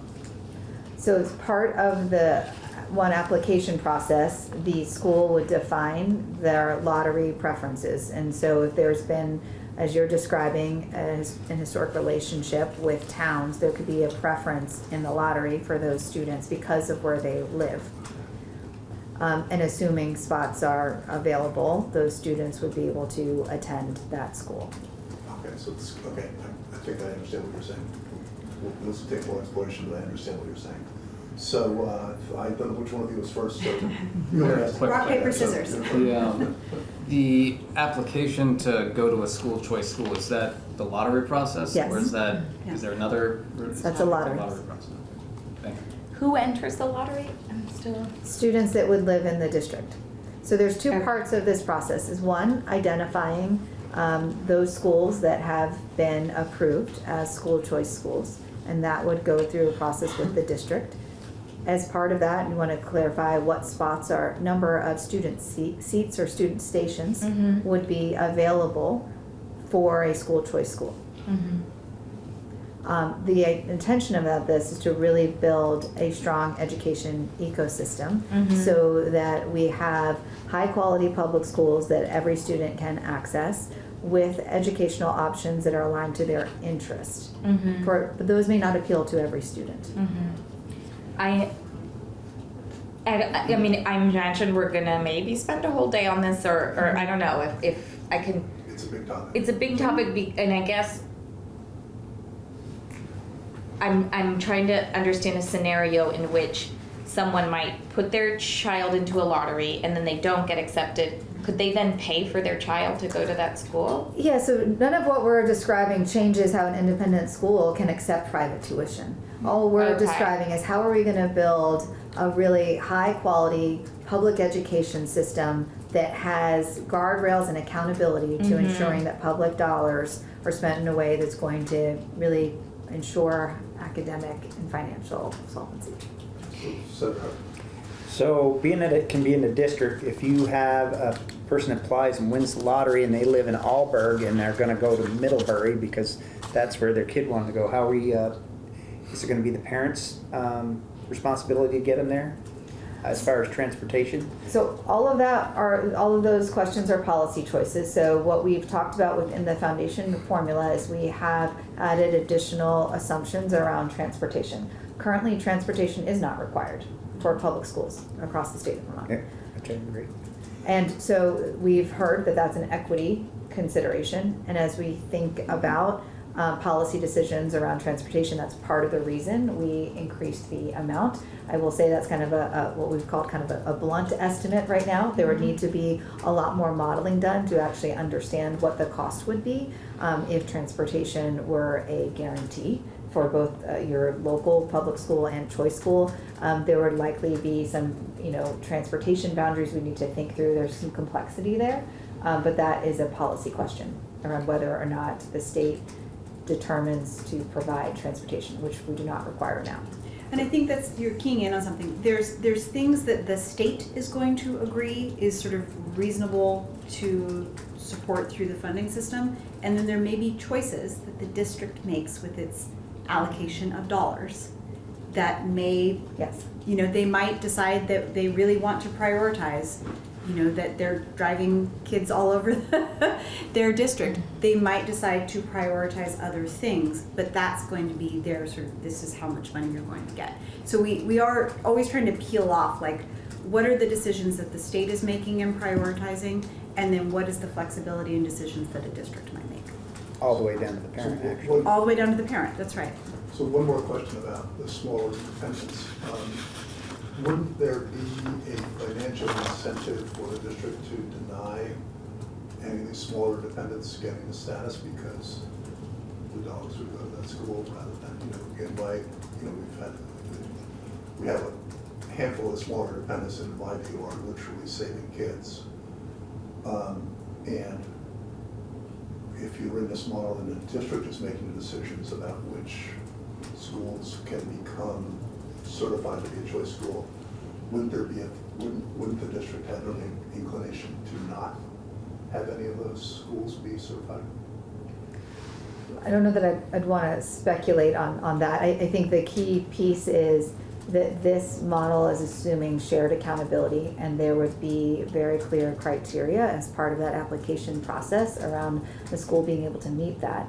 I also think this is part of a broader conversation. We're talking about accountability within independent schools and choice schools, and also within our public schools. And the point of the whole work that we're doing here is to strengthen our public education system, make sure that every school that receives public dollars is able to deliver on high quality educational programming that we'll be defining through education through policy, and also that they're financially solvent. So I think, as we've flagged, there are some public schools also that may not meet that standard. There are some independent schools that may not meet that standard. So again, this whole work is around raising the standards, raising the expectations, and making sure that public dollars are really invested in ways that are strengthening schools and providing options for My question schools. was a little bit different than that, but that's okay. We'll leave it. We're going to spend time on this, so but we need to move on. Okay.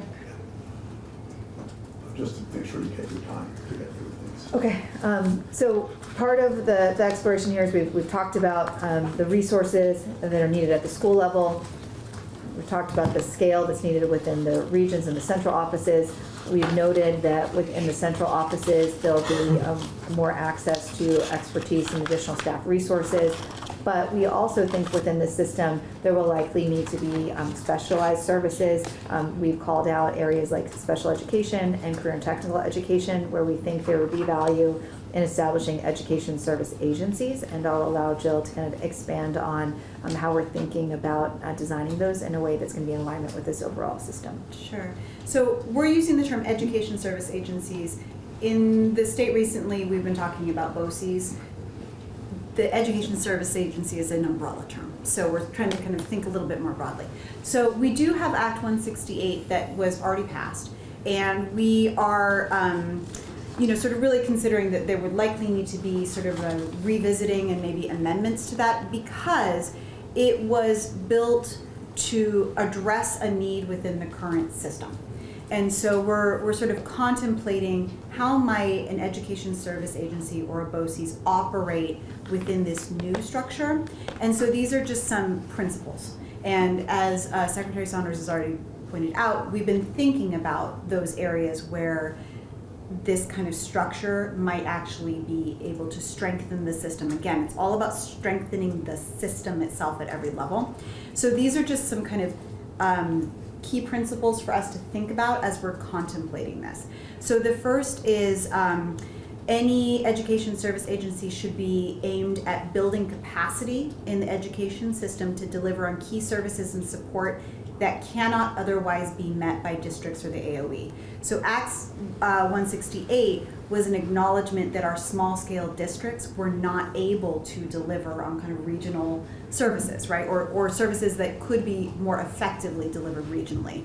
We should contemplate what that looks like if we're at a 5-district scale. So what are those key services? In addition, these entities should be increasing coherence across the system. That's really critical. We shouldn't be adding complexity, and we shouldn't be creating misalignment between the agency, the districts, and this in-between entity. They really need to be, we need to think about the relationship between the agency and these entities. So in the current construct, it's sort of the districts that organize together to form one. We may need to sort of revisit that idea, because maybe it actually needs to be something where there's a stronger relationship with the agency. Things to contemplate. The third is that these entities should be increasing equity through the consistent delivery of high quality services and support in a small rural state, meaning that all students are going to benefit from this, all educators might benefit from these supports. So really the goal is to increase that equity. I think our sort of current Act 168 has that as an explicit goal. And then it's important that whatever activities that these entities are sort of engaged in, that they're really aligned with statewide or cross-district approaches, and that they yield specific and measurable results. So I think what we're saying is we need to do some more thinking collectively around how we might leverage this kind of either a statewide or inter-district or kind of regional construct to, again, strengthen the overall system, but we want to be cautious about creating more complexity, where we're trying really hard to reduce the amount of complexity. And again, like coherence bringing is like a really important goal that Zoe and I share. We actually have a very fractured system, so we want to make sure that this is actually serving that purpose. I'm sitting here wondering, we did BOCES because they're little tiny districts, and Yeah. trying to get a few of them together. Wouldn't this just be done at the district level? So Potentially. That's our so- question. Is it something That's- we wouldn't even have to deal with? Yep, that's part of what we're exploring now, and that gets into the next part of governance, which is thinking about the roles and responsibilities of the Agency of Education and the State Board. So within the Agency of Education, we'll be able to provide leadership, oversight, and support. There may be certain areas where the agency doesn't have the capacity to provide the level of on-the-ground support, and that's where we're thinking the education services agencies could play a role. Again, though, I think all of that needs to be designed with intention. We don't want to create overlap and duplication, but there is something to be said within our system. Scale is going to be challenging for us as a state. So even getting to the regional model, it gets us to a level of scale. But in terms of maybe highly specialized services and resources, we may need to share that across the state, and that's where the education service agencies could be of support. So as an example, and why special education has been contemplated, is we know that we have a challenge in recruiting certified special educators. And so does it make more sense to have that within kind of a statewide support infrastructure or embedded within the regions? These are decisions also that would be made in partnership with the new districts, because there's a lot of flexibility within the funding at the district level and how to resource. They may choose, instead of hiring staff, to contract that out to an education service agency. So we're contemplating having these available, but obviously those are partnership decisions with the district. So I think the next, I'm just gonna, just in the interest of time. Yeah. Yeah, I think slide 21 and 22, you've seen this before. It's a little bit of a recap. It's just kind of the current roles and responsibilities of the agency and the state board. So really, as we look at that, there's shared responsibility between the Agency of Education and the State Board, and part of the education transformation is really being intentional around how to leverage the expertise of both entities to support and strengthen the overall system. I think as we look at the different responsibilities currently delineated, we see that there is an overlap. That overlap has occurred during the transition from the department becoming an agency. And so this is an opportunity for us to really clarify those roles and ensure that the scope of that work is well defined and that we can work synergistically to support the overall needs of the system. We believe that there are certain roles that make sense for a state board to oversee, and there are certain roles for the agency to oversee, and we've attempted to map those out, and we know there'll be further conversations around that. So the Agency of Education, which slide did you think we should go to? I think we should go to 24. Okay. Is that where I am? Yes. Because I don't have my slide numbers. So as we talk about the agency, we are responsible for the oversight of federal and state laws and federally mandated activities, including around special education and career and technical education. We've mentioned that there is some overlap currently as it relates to areas such as visioning, goal setting, and the evaluation of overall education quality in the system. So the goal for this is, let me just go to the presentation. So the goal for this is really for the agency to retain its current responsibilities, but have new responsibilities through rulemaking. The intent of that is really a practical consideration and also an intention to ensure strong implementation between the rules and the oversight that the agency provides, having that housed under one agency, as that being our primary role can really support and strengthen the field and ensuring high quality implementation of protocols related to finance, governance, education quality, and the overall wellness of our system. Related to the State Board of Education, within this transition to the new districts, we think there's a role in supporting the new school boards. And so we've outlined some areas of the district quality standards where we think would be really helpful for the state board to oversee in providing the resources, training, and support for those boards to really look at student-centered governance. Also, the roles related to the approval of school choice schools, they would have a part of that process as they currently do related to the appeals. And then there's specific sections that we've called out of the district quality that we think would be really helpful in being able to place within the state board, particularly around the equity budget model, and also developing and maintaining model policies. So that's the formal presentation, and we can open it up for questions. I have plenty of those. I know. So, Yes. it's like when we look at your proposed districts, we shouldn't be looking at it, we should be looking at it as a totally new education system. The way you Yes. came up with your numbers is by child, and this is what it's gonna take for your formula to be the most effective. Optimum, yes. Okay. And not just the formula, but the quality, right? quality. Three-legged stool, three-legged Yeah, stool. yeah. So it's, we're always coming at this from the perspective of how do we achieve education quality? And that really has to do with delivery of education as well. So not just the formula.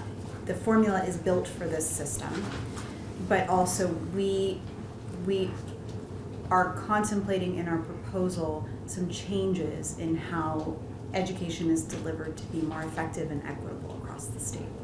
Yes, the formula is built with educational priorities in mind and Yeah. assumptions around what we can deliver with that funding and at what scale.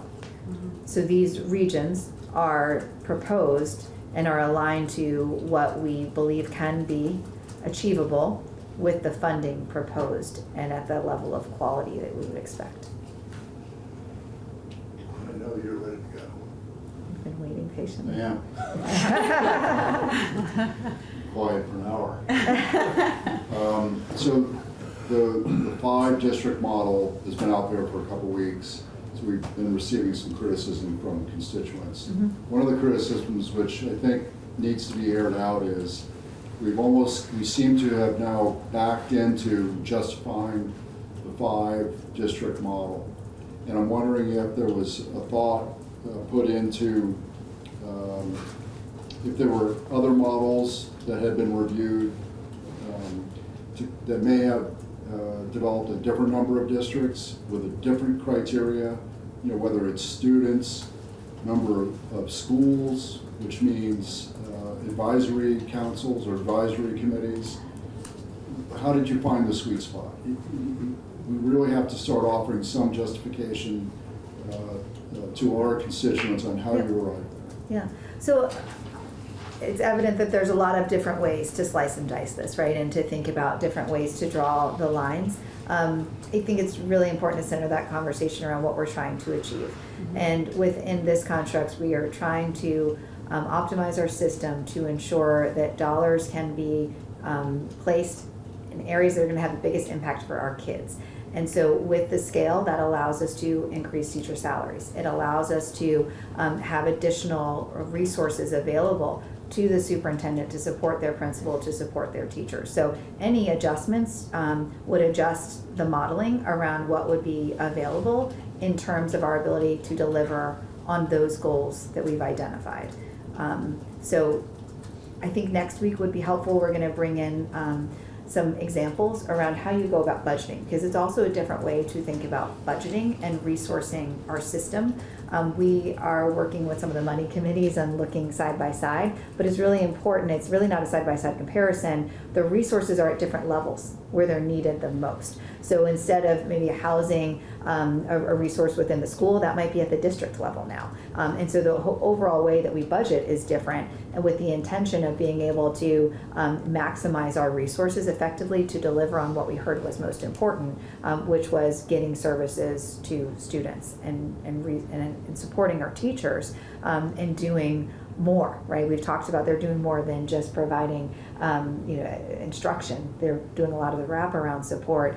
This enables a lot of this enables us to pull resources and ways to support that. Okay, so if I could follow up on that, just for a little bit, for one question. So districts will deal with principals. Principals deal with schools and students.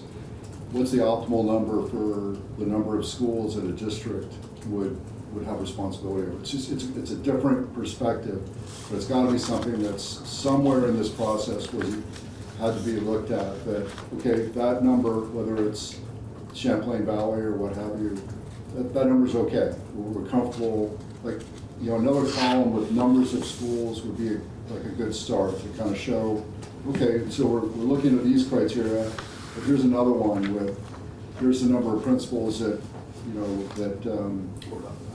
right, float up to the one district superintendent. So there won't be, The portfolios in each district Yeah. the portfolio of schools in each district will vary depending on enrollment, facilities, geography. It's going to vary. And the model allows for that flexibility. The assumptions built into the funding are also assuming certain class size. They're assuming the ability to deliver certain programs. And so that would be part of the criteria as you think about any conversations around consolidation or getting to the right number of schools. I know I've heard that question a lot. People are asking, what's the right number of schools, right, is a lot of the question. This approach is a practical approach. We're setting criteria and assumptions within the funding of what can be delivered. We have made some adjustments in terms of size of schools, but ultimately at a district level, there are different decisions that will be made depending on what the district needs to prioritize in terms of using those dollars in a way that's going to best support their students. And so that might mean in some districts that they maintain smaller schools. It might mean in another district they decide to consolidate smaller schools and offer more at a middle school, right? And these are all decisions within a framework that would be allowable. and I think the key word there was practical, right? Practical. We're not starting from scratch. yeah. We're starting from 300 years of an education system. And so it's not practical.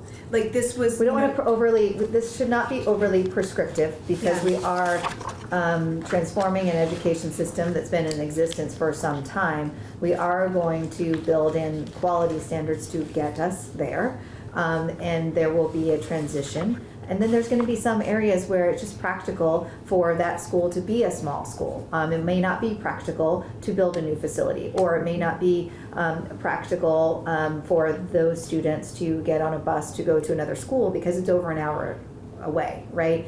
And so that's why we haven't provided a specific number of schools. There does need to be No, flexible and starting. practical. Oh, Starting point, not the end point. And how many schools right now are in each district? Oh, got That's it. just a Oh, I simple, see. very So, simple I understand. starting metric. sorry, I didn't Not understand the finishing question. metric. So within a snapshot, what we've provided so far, like the number of students, what you're looking for is, okay, how many elementary, how many middle, how many high? It's how just many another look at, Okay, sure. we're trying to find, Yeah, We and can we provide that. provided some, thank you. We have some very pretty maps. Those are all of the schools that currently exist in the districts, both the independent and the public. And we also can very easily provide sort of those The schools in each district, the number of students within them. Yes, we have that available. thank you.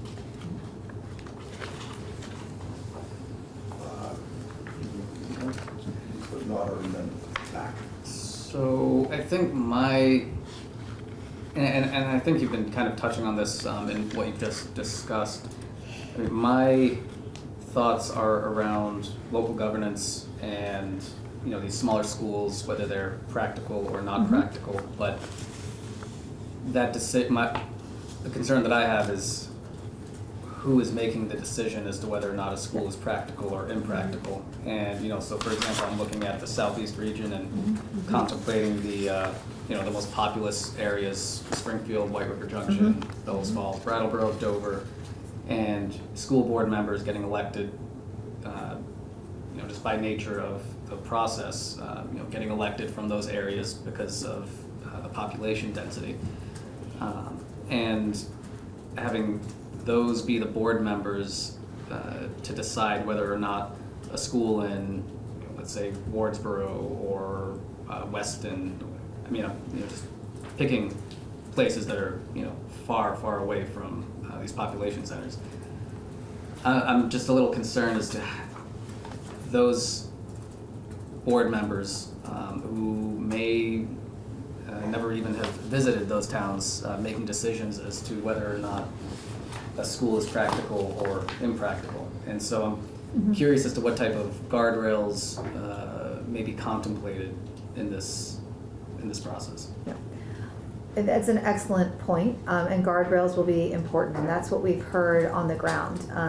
A lot of districts and superintendents have been contemplating some changes in terms of consolidating and merging, but because there's not a clear criteria, it's really hard to do that at the local level. So as part of this proposal, there do need to be clear criteria and guardrails for how you are defining a school that is small by choice versus a school that is small by necessity. Those are recommendations that we will bring forward, and those are policy decisions. But we are hearing on the ground that that type of leadership is needed from the state. Because to your point, if we don't provide that, these decisions will be made in a way that's very subjective. The other piece to that, to the policy consideration, is how do we ensure that those changes are resulting in better opportunities for students? So through that planning process, there needs to be a way to clearly communicate if a school is going to close, what will the benefit be to students? Does that give them access to a better facility? Does that give them access to more programming? That needs to be clearly articulated as part of those discussions. And as a state, those parameters would need to be really clear, concrete, transparent, and easy to measure. Thank you. Senator Weeks is going to be he was very quiet. I was going to so let him go. I'm gonna go way back to the beginning, so current moratorium on independent schools, approved independent schools. Does that include therapeutic schools? So I think therapeutic schools are part of a different conversation, and we can also talk about, there's been some movement to, for some of our public schools and districts to be organizing to support those needs, and I think we'd like to continue those conversations, and we think there can be definitely value there. When we're talking about the moratorium, I think that has been my understanding, and I need to clarify, is that that was really focused on K-12. And I think it's just a recognition that because of our declining enrollment, we're not looking to add more schools to the portfolio. Specific though to therapeutic. Yeah. Sorry, yeah, you're right. You are right. It did. There has been some conversation around, I know in kind of broader community around should there be a carve out for therapeutic schools. I do think that would need to be analyzed as part of our an understanding of our overall delivery of special education, and I would want to bring in some of our special education experts, because when we look at our utilization of separate schools in the state of Vermont, we are outside of the norm compared to other states. So we have more students in therapeutic schools than other states do. And that's something we need to think about as we're being intentional around ensuring every student has an inclusive education environment. So I would want to bring in some other experts to engage in that conversation, because I think it's broader than just talking about schools. It's also talking about how we deliver special education. Okay, so can I just try to summarize, But yes, current moratorium does include therapeutic schools. very good, but is that on the table to be reconsidered as far as removing that moratorium specific to therapeutic schools? That's the question. That's not a part of this proposal. And I think what Zoe was saying is that any consideration of that should actually bring in our larger a conversation about how we deliver special education, because the reliance on therapeutic schools in Vermont is an outlier. Yes. And so before it was contemplated to lift that and potentially create more, we should actually take a step back and have a conversation about how do we actually want to deliver special education in Vermont in a more inclusive way. And the creation of more therapeutic schools would be Okay, not so let me moving go back that to the direction. question. Is the expectation that review will be part of this effort? Or is that something which? Everything is part of future it. comes up? Yeah, I think that needs to be part of our conversation as we think about special education delivery. And just as you think about the cost of special education delivery and not being, I think there's an acknowledgement that we, and an understanding that we haven't fully met the expectations of the census block grant, which was really not just a funding approach, but was designed to get Vermont in alignment with best practices in terms of how to deliver special education. So we do need to be having those conversations. I think discussions around the potential for an education service agency to be supporting special ed should be contemplating that. So I agree that it's part of the broader discussion. This proposal is not suggesting that we have any sort of a carve out for therapeutic schools with the moratorium, and that's because we believe we need to have a broader discussion around special education delivery and how we're supporting that as a state, because we don't feel like that's solving the bigger challenge. You can go around the room. Nobody else. I don't want you to get penalized it's for having been true. patient. No. So who was, Well, Take it all in, Alright. while I get working on the policy. Okay. I don't, this is maybe my closing thought for Friday and another day. Is it Friday? It is indeed Friday. You say so. I've done some equity presentations, mostly around transportation, but I've used the example of Japan. And Japan, I'm looking at Oliver because he's been in committee with me for years and he knows I can go on huge tangents. But Japan, after World War II, designed all of their communities around kids being able to walk to school. So they, and little kids, right? Like, I mean, I appreciated early in this whole process, you said, people don't want to give up their local elementary schools. I don't think Vermont is far away from that principle, that we're starting to sound very like widgets and, bells and whistles. And, when I think of what makes me look forward to my kids growing older, it's that we can walk and bike them to the school. And I just don't want to forget the things that we want to give people, not just the things we want to take away or consolidate. If we add more childcare to what the elementary schools are doing for 2 to 5 or whatever, then maybe we're better using our local schools, and the kids don't have to go very far to get there. I mean, I guess when I think about this idea that the kids expect to be picked up by the bus, that sounded really nice to me from Los Angeles moving here, because it felt like your community really cares and that you're like getting picked up by someone who knows you and going to school. So that's my thought for Friday, and Seth is looking at me crazy, but I just wish we could remember some really big principles for our kids, like our littlest kids, that are what people pay a lot of money for in other contexts, right?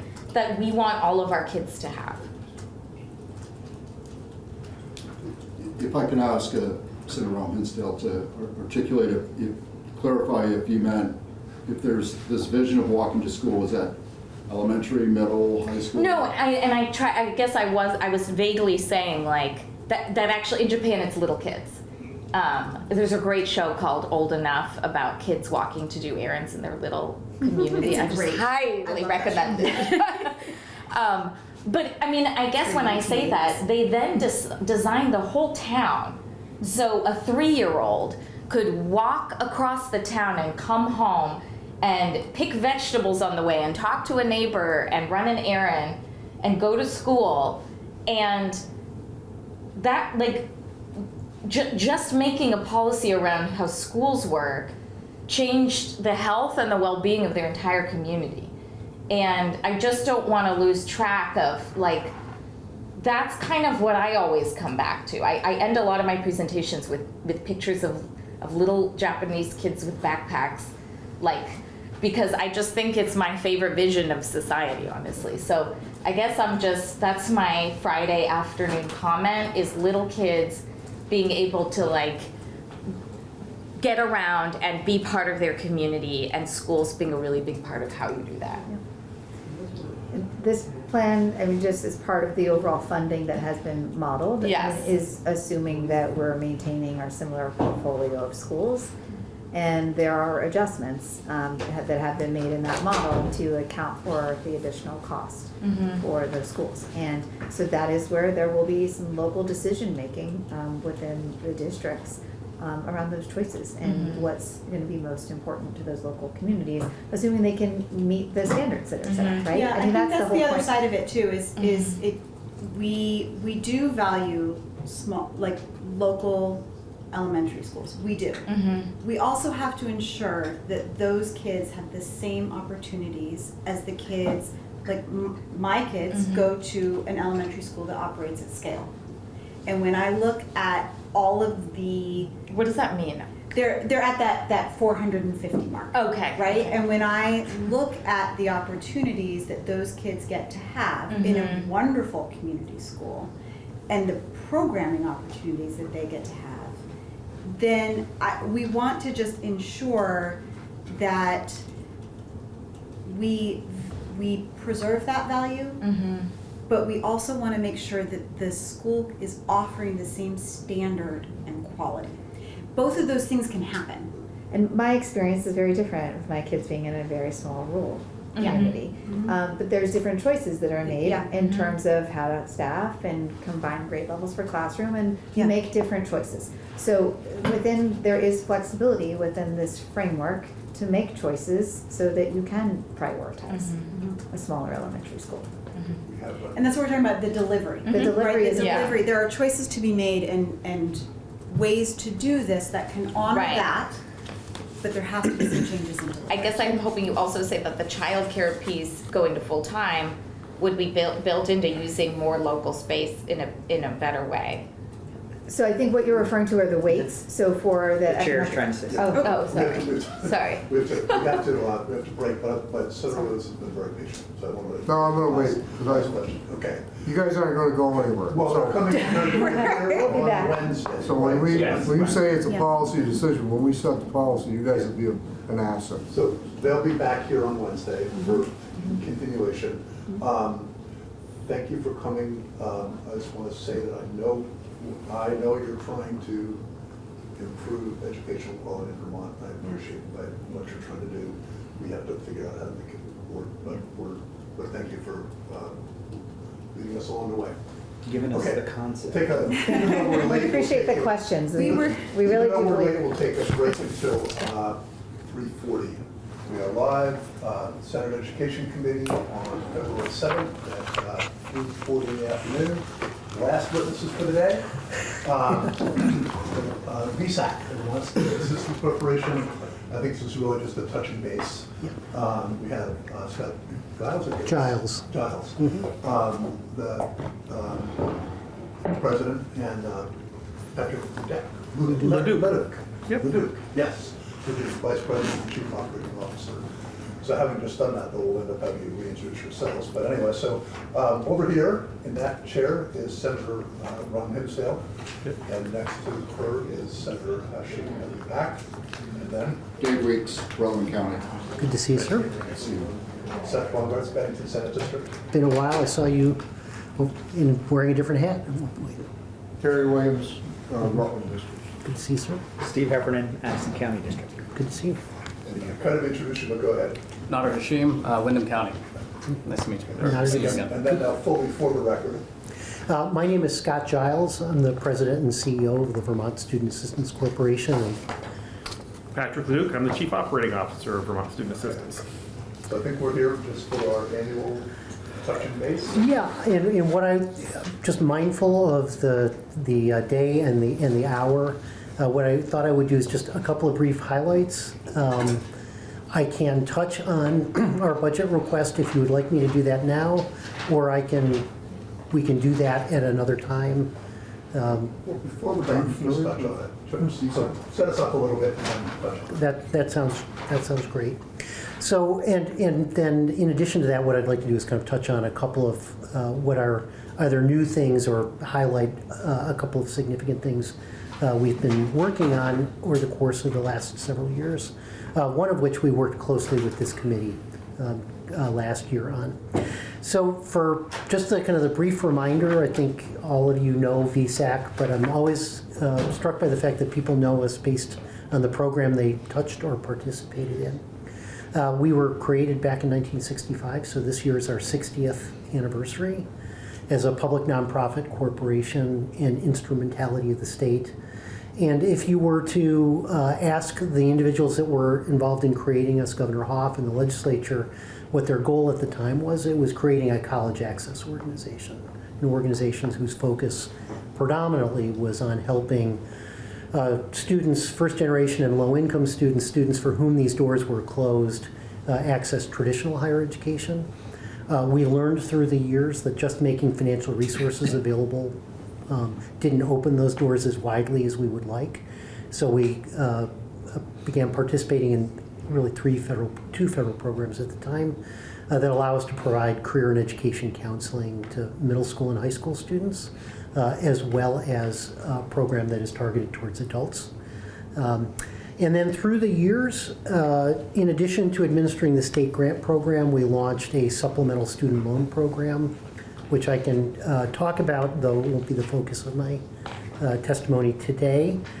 And partnering, starting really in the 80s, started to expand more of a presence in workforce development, which then during the pandemic, I think really began to take off. In the late 80s, in response to kind of the economic disruption of the end of the end of the machining tool and die industry in Vermont, the advancement grant, our adult non-degree grant, was created. It was the first in the nation, a grant designed to help adults get non-degree credentials or training to be able to get that next job or more pay. It's our fastest growing program, or historically has been our fastest growing program. We administer a program called 802 Opportunity that this committee was actively involved in supporting in the past, where any student coming from a family earning $75,000 or less can attend the Community College of Vermont tuition and fee free. That's been an incredible program for many reasons, but one reason why that was particularly important was because CCV offers not just the two-year degree programs. They're not just, but they are, UVM's largest source of transfer students. But CCV also is involved in apprenticeships, short-term education and training programs. I share a story that is near and dear to my heart. Oftentimes, we had a woman working down in the Brattleboro area. She'd been working as a landscaper for much of her career. She was in her early to mid 60s. Back was giving out from that work and not in a position where she would be able to retire. She worked with one of our counselors, was able to take advantage of the advancement grant, and discovered an interest in bookkeeping. And when her employer down in that area discovered that they had an employer, the employee who was about to get a bookkeeping certificate, offered a job to her as a bookkeeper, which moved her into a year-round position with benefits, which is something that she'd never had before, and something that she can do as long as she wants to. And I think that story kind of captures or synthesizes everything that we try and do. We do administer on behalf of kind of private clients, about 140 private and some public scholarships for folks using the infrastructure that we have for working with schools. And that can be everything from a local Rotary Club that has raised money and wants somebody to help them with that application process, to the Curtis Fund, which is providing probably a little over $1.5 million worth of scholarships. And then we do administer the state 529 plan, the college savings plan, which is one of our, I used to say quiet successes. It's becoming one of our biggest successes over the years. Almost $350 million have been withdrawn from that program over its lifetime to help Vermonters pay for education. And currently there's a little over $700 million that Vermonters have salted away in order to pay for their degrees. I started a 529 program for each one of my grandkids. Did you? So, Thank you. So I need to talk to you sometime. Okay.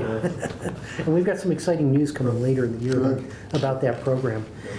What I thought I would do is just kind of highlight a couple of things. So I'm going to jump around if that's okay, and jump to, I mentioned 802 Opportunity on page 5. 5 through 7, we've offered some statistics about 802 Opportunity. This was the program. It's now part of our base. I'm highlighting it because the governor has requested an increase in funding for this program that's included within the request, and I just wanted to explain it. This is the program that allows any Vermont family earning $75,000 or less to kind of attend CCV tuition and fee free. Two things I want to highlight about this program. During the pandemic, in a period when community colleges across the country saw almost a 30% reduction in enrollment, CCV saw a very dramatic increase in enrollment. And this was predominantly adults taking advantage of the opportunity to upskill during the pandemic in order to be able to step into new jobs. We share a chart that shows you that the participation is across the entire state and all of the centers. From a student perspective, in addition to being able to obtain education and training that they otherwise wouldn't have been able to access, and from a performance perspective, on page 7, we share some new data that has come from CCV. It's a complicated chart. The summary of it would be to say this program is having even greater than anticipated impact on student retention and student graduation rates, particularly for students that come from very low income families. And so we are very, very, very excited about that. Currently, the income cutoff for that program is $75,000. The governor has recommended an increase in our base of 3.6%, which I'll come back to, that would allow us to take that income threshold to $100,000, which is a level that would cover probably about 75% of all Vermont households. Yes. We authorize that question? Yes. Let's check. There was a constituent who contacted me about a week ago and asked about this program. How come there's an income requirement or an income ceiling or what have you, but not a means test? Yeah. And they're wondering, and this means test was something which we went up and down the flagpole in health and welfare over the past 2 years. Just wondering if you can explain why just income, not a means test? Not a full means test. Well, one of the things to understand about the program is that the reason that we're able to do this for relatively little money, it's a pretty small outlay for 802 Opportunity, is because we are braiding together the grant programs that we use that are means tested. So the core of this program has a means test component to it. The 802 Opportunity piece is really allowing us to provide, let me reverse this and say, our grant program is one of the most means-tested grant programs in the country. And as a result of that, what we were seeing was that students coming from families earning a little over $50,000 were not getting any money from the grant program and were unable to afford to access CCV. So this program has allowed us to kind of pick up that group, that kind of missing middle. $75,000 when we did that was roughly the median household income in Vermont. So this was designed to pick up what was really the bottom half of Vermont families. Okay, thank you. Does that? It does? Yeah. Oh, Yeah, and part of what made this doable for us in a different way was we literally braid the means tested grant program into it so that grant money is going to those with the greatest need first. again, we're really getting those greatest levels of support. Thank you. Vermont Trades on page 8, I wanted to touch on because this is was based on a model that we developed for nursing years ago. We call it a forgivable loan program. The reason that we call it that, from a student perspective, think of it as a scholarship that has a work requirement on the other end of it. This was something that the governor and the Commerce and Economic Development Committees all worked very closely together with support from the Ed Committee, really a response to the critical need within the state for folks in all of the trades, particularly the construction trades, but not only there. This program will pay kind of up to full tuition of scholarship in exchange for a commitment to work for a year in Vermont for each year of support that you received. And it's thus far proven to be one of our a very, very successful program. We're partnering in particular with the building trades and with the tech centers in order to expand that access so that we are doing more to support the workforce shortage that we see in those building and construction trades.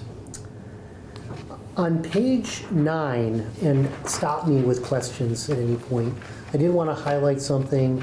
Senator Hashim was actively involved in S191. This committee really was at the center of an effort to make Vermont residents eligible to participate in our core student financial aid programs, regardless of their immigration status. And the way this conversation started was with the way that we were supporting refugees and Afghan parolees that were coming to this country. We required them to be living in Vermont for 12 months before they could be eligible for any of these programs. Senator Hashim brought this to us on behalf of the really the Brattleboro community. We were able to make a change that, at least for this particular community, they would not be ineligible for the grant. Since they did not come here to pursue education in Vermont, they came here to kind of rebuild their lives. So we started with that change, and then the second issue that emerged was that our grant policies did not allow individuals who'd been living in Vermont, but whose immigration status, they were either undocumented or they were seeking asylum, but their asylum cases had not been adjudicated. That community in particular, as you may know, asylees, we've got Vermonters who have had pending cases for more than 10 or 11 years. Our workforce demands are high enough that we need everybody in this state as skilled as we can have them. So working with the committee, we were able to get permission to be able to make the state grant available both to individuals who had pending asylum cases and those students who are undocumented. We are in the process of kind of working through developing the application process in order to make that happen. And just given the broader environment that we're operating in, wanted to remind the committee of this work that we had done together. We have been working very closely, Patrick in particular has been, with the Agency of Education, particularly the office that works with those students who are, the migrant farm community. And I'm going to just jump to page 15. Something that the two education committees worked on together was the Vermont Teacher Forgivable Loan Incentive Program. I don't need to, kind of remind this committee that we have a teacher shortage. We had a higher rate of retirement during the pandemic than almost any other state in the country. And we are now relying very, very heavily on teachers with provisional certification. And these challenges, workforce challenges, are particularly significant in our rural schools. Something that I think you all are very focused on right now. This is modeled after the nursing program and even our Trades Forgivable Loan program, where we will offer a scholarship of up to in-state tuition at UVM. That's the kind of the maximum for this, in exchange for a commitment to teach in Vermont for a year for each year that you kind of receive a scholarship. This program was initially funded with ARPA dollars, kind of one time. We received $2.5 million. We've fully expended those funds at this point, and what I'll highlight at the very end is that as interest in this program has grown, this past year we could have spent $3.9 million. And we left probably nearly 200 some teacher applications from students unreviewed because that money was not available to kind of offer them. We do have a chart that kind of shows which schools they are attending at this point. I did share with the House Education Committee earlier because they were interested in this, and this goes in part to your question about means testing with some of these programs. One of the things that a program like this is doing is opening the possibility of a career in education to students who otherwise would not consider it because of their concerns about the cost of education, kind of relative to compensation.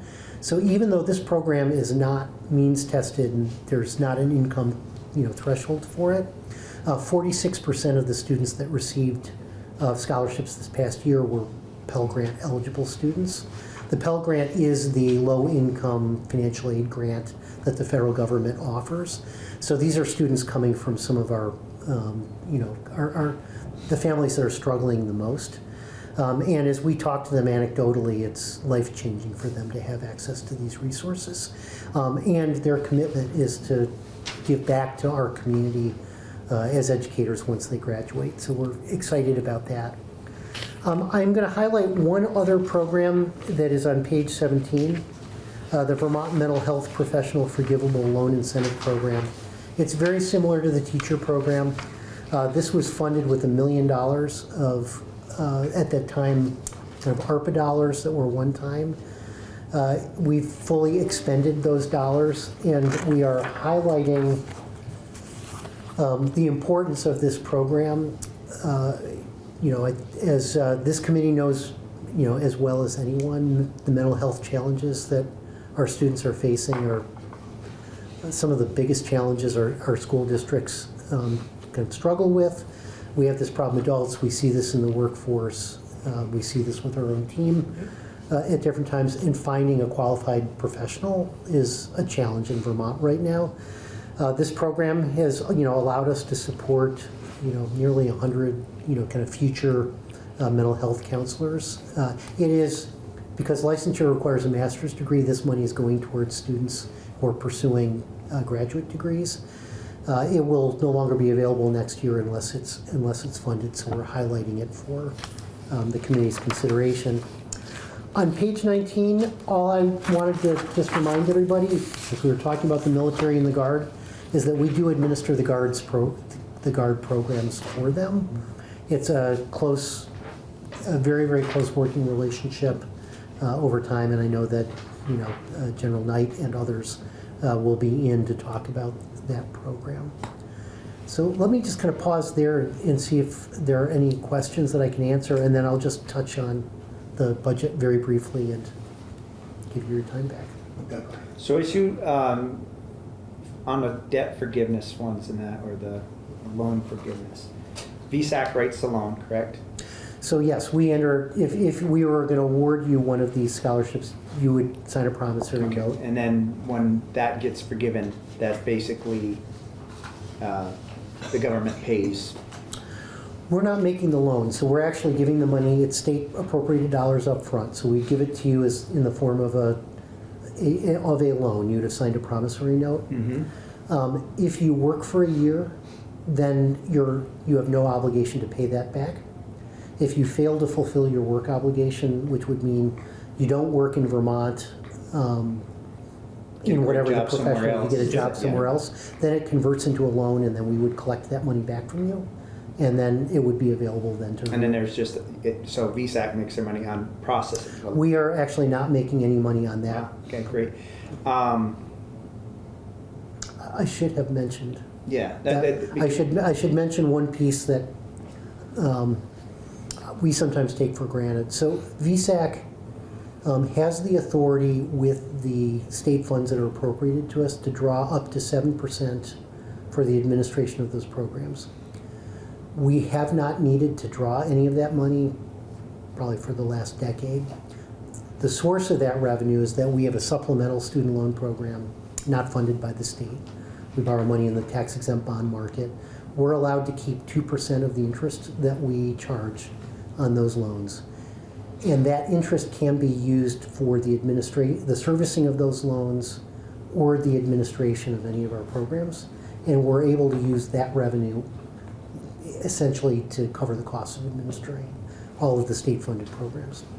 Don't know that we will be able to do that forever because it's a relatively small kind of pool of funds. But at this moment, even though we've got those authorities to draw money for admin, we don't. Thank you. Which means that 100% of your dollars are going into the hands of students. Thank you. Okay. So our budget request, if I can just jump right into that, I mentioned that Governor Scott has recommended a 3.6% increase to our base, which would allow us to increase that income threshold for 802 opportunity at CCV. We have kind of 3 items that we are also requesting money for. One is the creation of a new scholarship, which we call the Freedom and Unity Scholarship. It's modeled after 802 opportunity, and it would be designed to allow students coming from families earning $75,000 or less to be able to attend Vermont State University tuition and fee-free.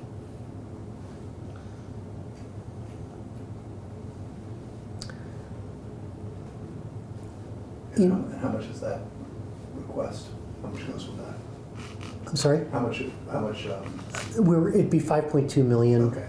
What we have offered, if you jump ahead to page 21, which is for some of you who are looking at our budget request, there's a chart that we've created. We're anticipating, particularly given the challenges, the state budget challenges that we face this year, we are hoping for the 5.2 million in order to allow us to do the full program. But we wanted to make it clear to the legislature that if fewer dollars are available, we've got ways of structuring this to be able to do a pilot that allows us to demonstrate results for kind of different cohorts. Curiosity question. Page 20. So if we increase that 3-point-whatever% increase would allow income thresholds to increase from 75,000 to 100,000. That's one approach. Another approach could have been you offer more grants or more loans to more individuals. Are those like two? That's a consideration. I'm just wondering, if you guys thought through that concept. If you go up to 100,000, you're keeping the same number of potential eligible candidates? We're actually increasing the number of eligible candidates by doing that. So we would be supporting students that we are currently not supporting by increasing the income threshold. Right, but you said you left behind 340 some odd folks that applied but weren't able to get. Oh, these were for a different program. Okay. In the forgivable loan programs. But it's not all mixed into the same 27 million notes? No, that 27 million is kind of our core appropriation for the state grant, the advancement grant, 802 opportunity, and the trades program is the one bucket. Our workforce-related programs are different line items within the budget. But not all the same bucket, doesn't all come from the same bucket of money? No. Okay. Take your word for it. Well, I'll give you an example. Nursing is global commitment dollars. Okay, so the money could not be used for additional nursing candidates? Not from that. I mean, the global commitment dollars can't be used for anything other than the nursing candidates. Because it's got some federal dollars in it? Yeah, those global commitment dollars are partially Medicaid dollars. Okay. So that's for nursing. So there are individual funding streams for some of these programs. Okay, I was just wondering if there were different levers to pull, instead of going from 75K to 100K, could the money be that extra 3 points? So the answer to your question is we could distribute that differently within the core grant programs if we were to decide to do that. So the full-time grant, the part-time grant, the advancement grant, you know, and, you know, trades, we could move money within that base funding, I think is the answer. I think that's the question you're asking. Yeah, I'm just wondering, I'm wondering what the options were, as opposed to one solution, this is the solution, if there were other options that you considered but rejected, and for what reasons, that's all I'm trying to chase. Yeah, we, you know, kind of worked with the governor's office to do a, you know, kind of projection on what the demand for the core programs were. Took a look at what CCV students, you know, at CCV student population, and worked with CCV to try and identify the group that was kind of most at risk of not going on to school and was struggling once they were in. And we came together to the governor with this proposal to target these funds towards that group that we thought was at risk.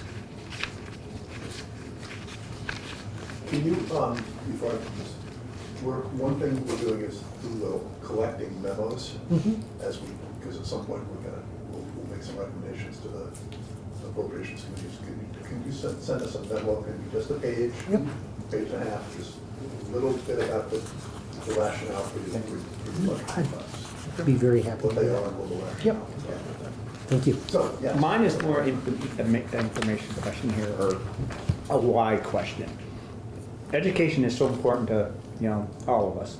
Yet when it comes to funding these, I don't understand why our government hasn't said, okay, we'll set like a 3% rate for all student loans. So you've been at it a very long time. Why haven't we done something like that? Why don't we make it easier that, you know, when you, because a lot of it's like the interest rate kills me. But we're so interested in education, but yet we don't go out and say, here's a set amount. And that's what we're always going to be. So this is a more complicated question to answer, but maybe I'll break it down into. Get it as simple as you can. No, well, no, I was going to say I want to break the loan. You know, kind of when we think about student loans, there are really kind of three buckets of student loans. There are federal student loans, which there's, you know, one pricing dynamic there that I want to touch on.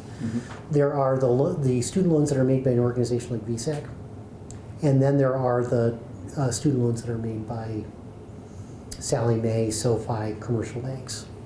Each one of them is subject to different, what I'll call just kind of pricing challenges. We'll just kind of describe that. So at the federal government level, I think that question is, you know, it's a fair question across all of those, but the mechanics that cause the problem, Congress essentially sets the interest rate for the federal government. This I understand, but it's like, this is one area that our government could say, we want to get our people educated. Sallie Mae, they're in business. You know, you're in business as well. Well, and this is where I do want to draw a distinction that I think will help answer your question. So, where is the money that we make? You know, the money that we use for student loans, we go into the bond market. We are, as an instrumentality of the state, eligible for tax-exempt financing. And we have a borrowing cost. It's what we have to pay for that money when we borrow it. We are, by virtue of using that tax-exempt financing, not allowed to earn more than 2% on that student loan, which is different from the federal government, and it's different from the kind of for-profit sector. If we earn more than the 2%, and there are reasons why that happens, then we, VSAC, have a choice. We can either rebate that 2% to the borrower, or we can send it back to Treasury. Treasury, of course, would prefer that we send it to them. When that happens, we rebate it to borrowers. So we've done almost close to $190 million worth of interest rebates over the life of our loan program. And I do have a chart that, I'm trying to think, did I put it in this? Anticipating that this question might come up. Maybe I didn't. You didn't ask before.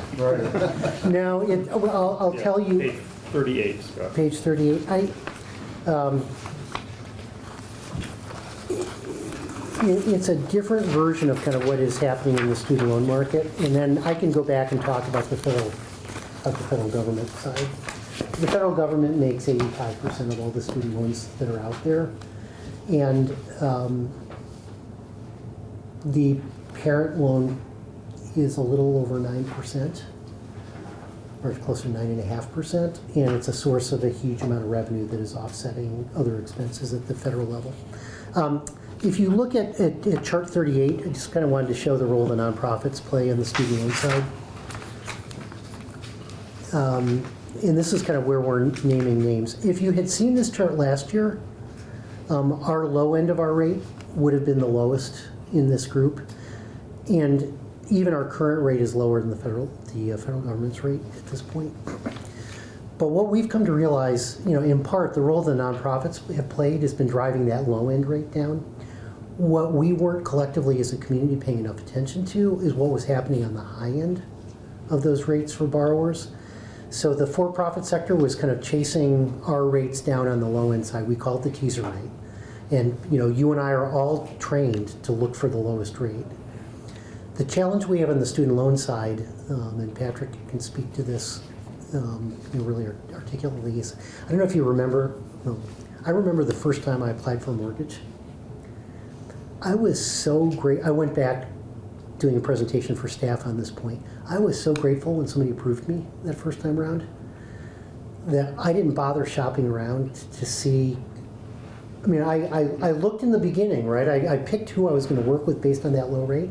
But when I got that rate, I look back now, I was paying 2% more than I should have for the market. But I was so grateful you gave me that loan that, now I can buy the house. Families are the same way in this space. Oftentimes, the bill is coming due. And what collectively we as a community had not paid attention to was SoFi and Sallie Mae and Citizens were chasing us down on the low end. Their rates now are intentionally lower than ours. But for Sallie Mae, to the point you're making, the high end of their rate is 15.9% on a fixed rate loan. Our highest rate, their weighted average rate, according to their report to investors, is 10.5% right now. Our weighted average rate is VSAC rate is in the 6% range, comparatively speaking. And our lowest rate is lower than what the feds are charging students. Now, the feds are offering loan forgiveness programs that we can't, and repayment options that we don't match. Yeah. But our role in the affordability conversation is really trying to disrupt this market. And I show this chart in part to show that our highest rate is lower than the feds are charging parents right now, and it's half the rate that our commercial counterparts are charging. And my point was, we all talk about how we want to educate, but yet we let the commercial side take advantage of people that want it, where it should just be a set rate for students, and doesn't matter where they get the loan, that's where it's at. But that's just my personal, I wanted to say it on the record. I think we share a commitment to affordability and trying to drive rates down. Last question. So your ask is 27 million, and how much more is that than what it was last budget? So that is the base budget. That doesn't include, the teacher program or the Freedom and Unity. It's a 3.6% increase. Okay. That was in the governor's recommendation. And that's in the governor's. You met the governor's. Yeah, and that's in the governor's recommendation. And these are all add-ons. And the others are the three highlighted add-ons. Thank you. Thank you. Thank you. You were right, by the way, because I was still thinking of parts of VSAC back in the dark ages. You've definitely evolved from what I had in my head. So to that extent, if that was one of your goals, it worked. Nice. Well, thank you very much. Our goal is to be a one-stop shop. Our goal is to help families, to Senator, to your point, be good consumers of education. That means borrowing no more than you need to. And then when you do make a decision to borrow, make sure that you're borrowing smart.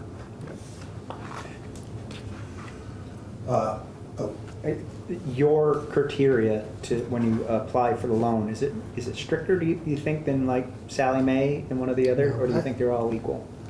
No, we are actually using just a credit score based model. We're not doing debt to income. We're not doing other things that they're doing.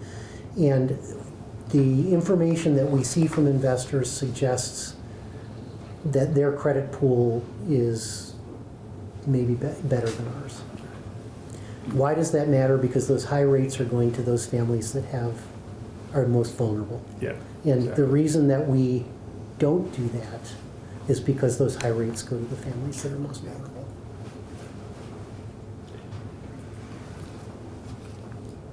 Thank you. Thank you. Happy Friday. Thank you. Yeah. And we're off.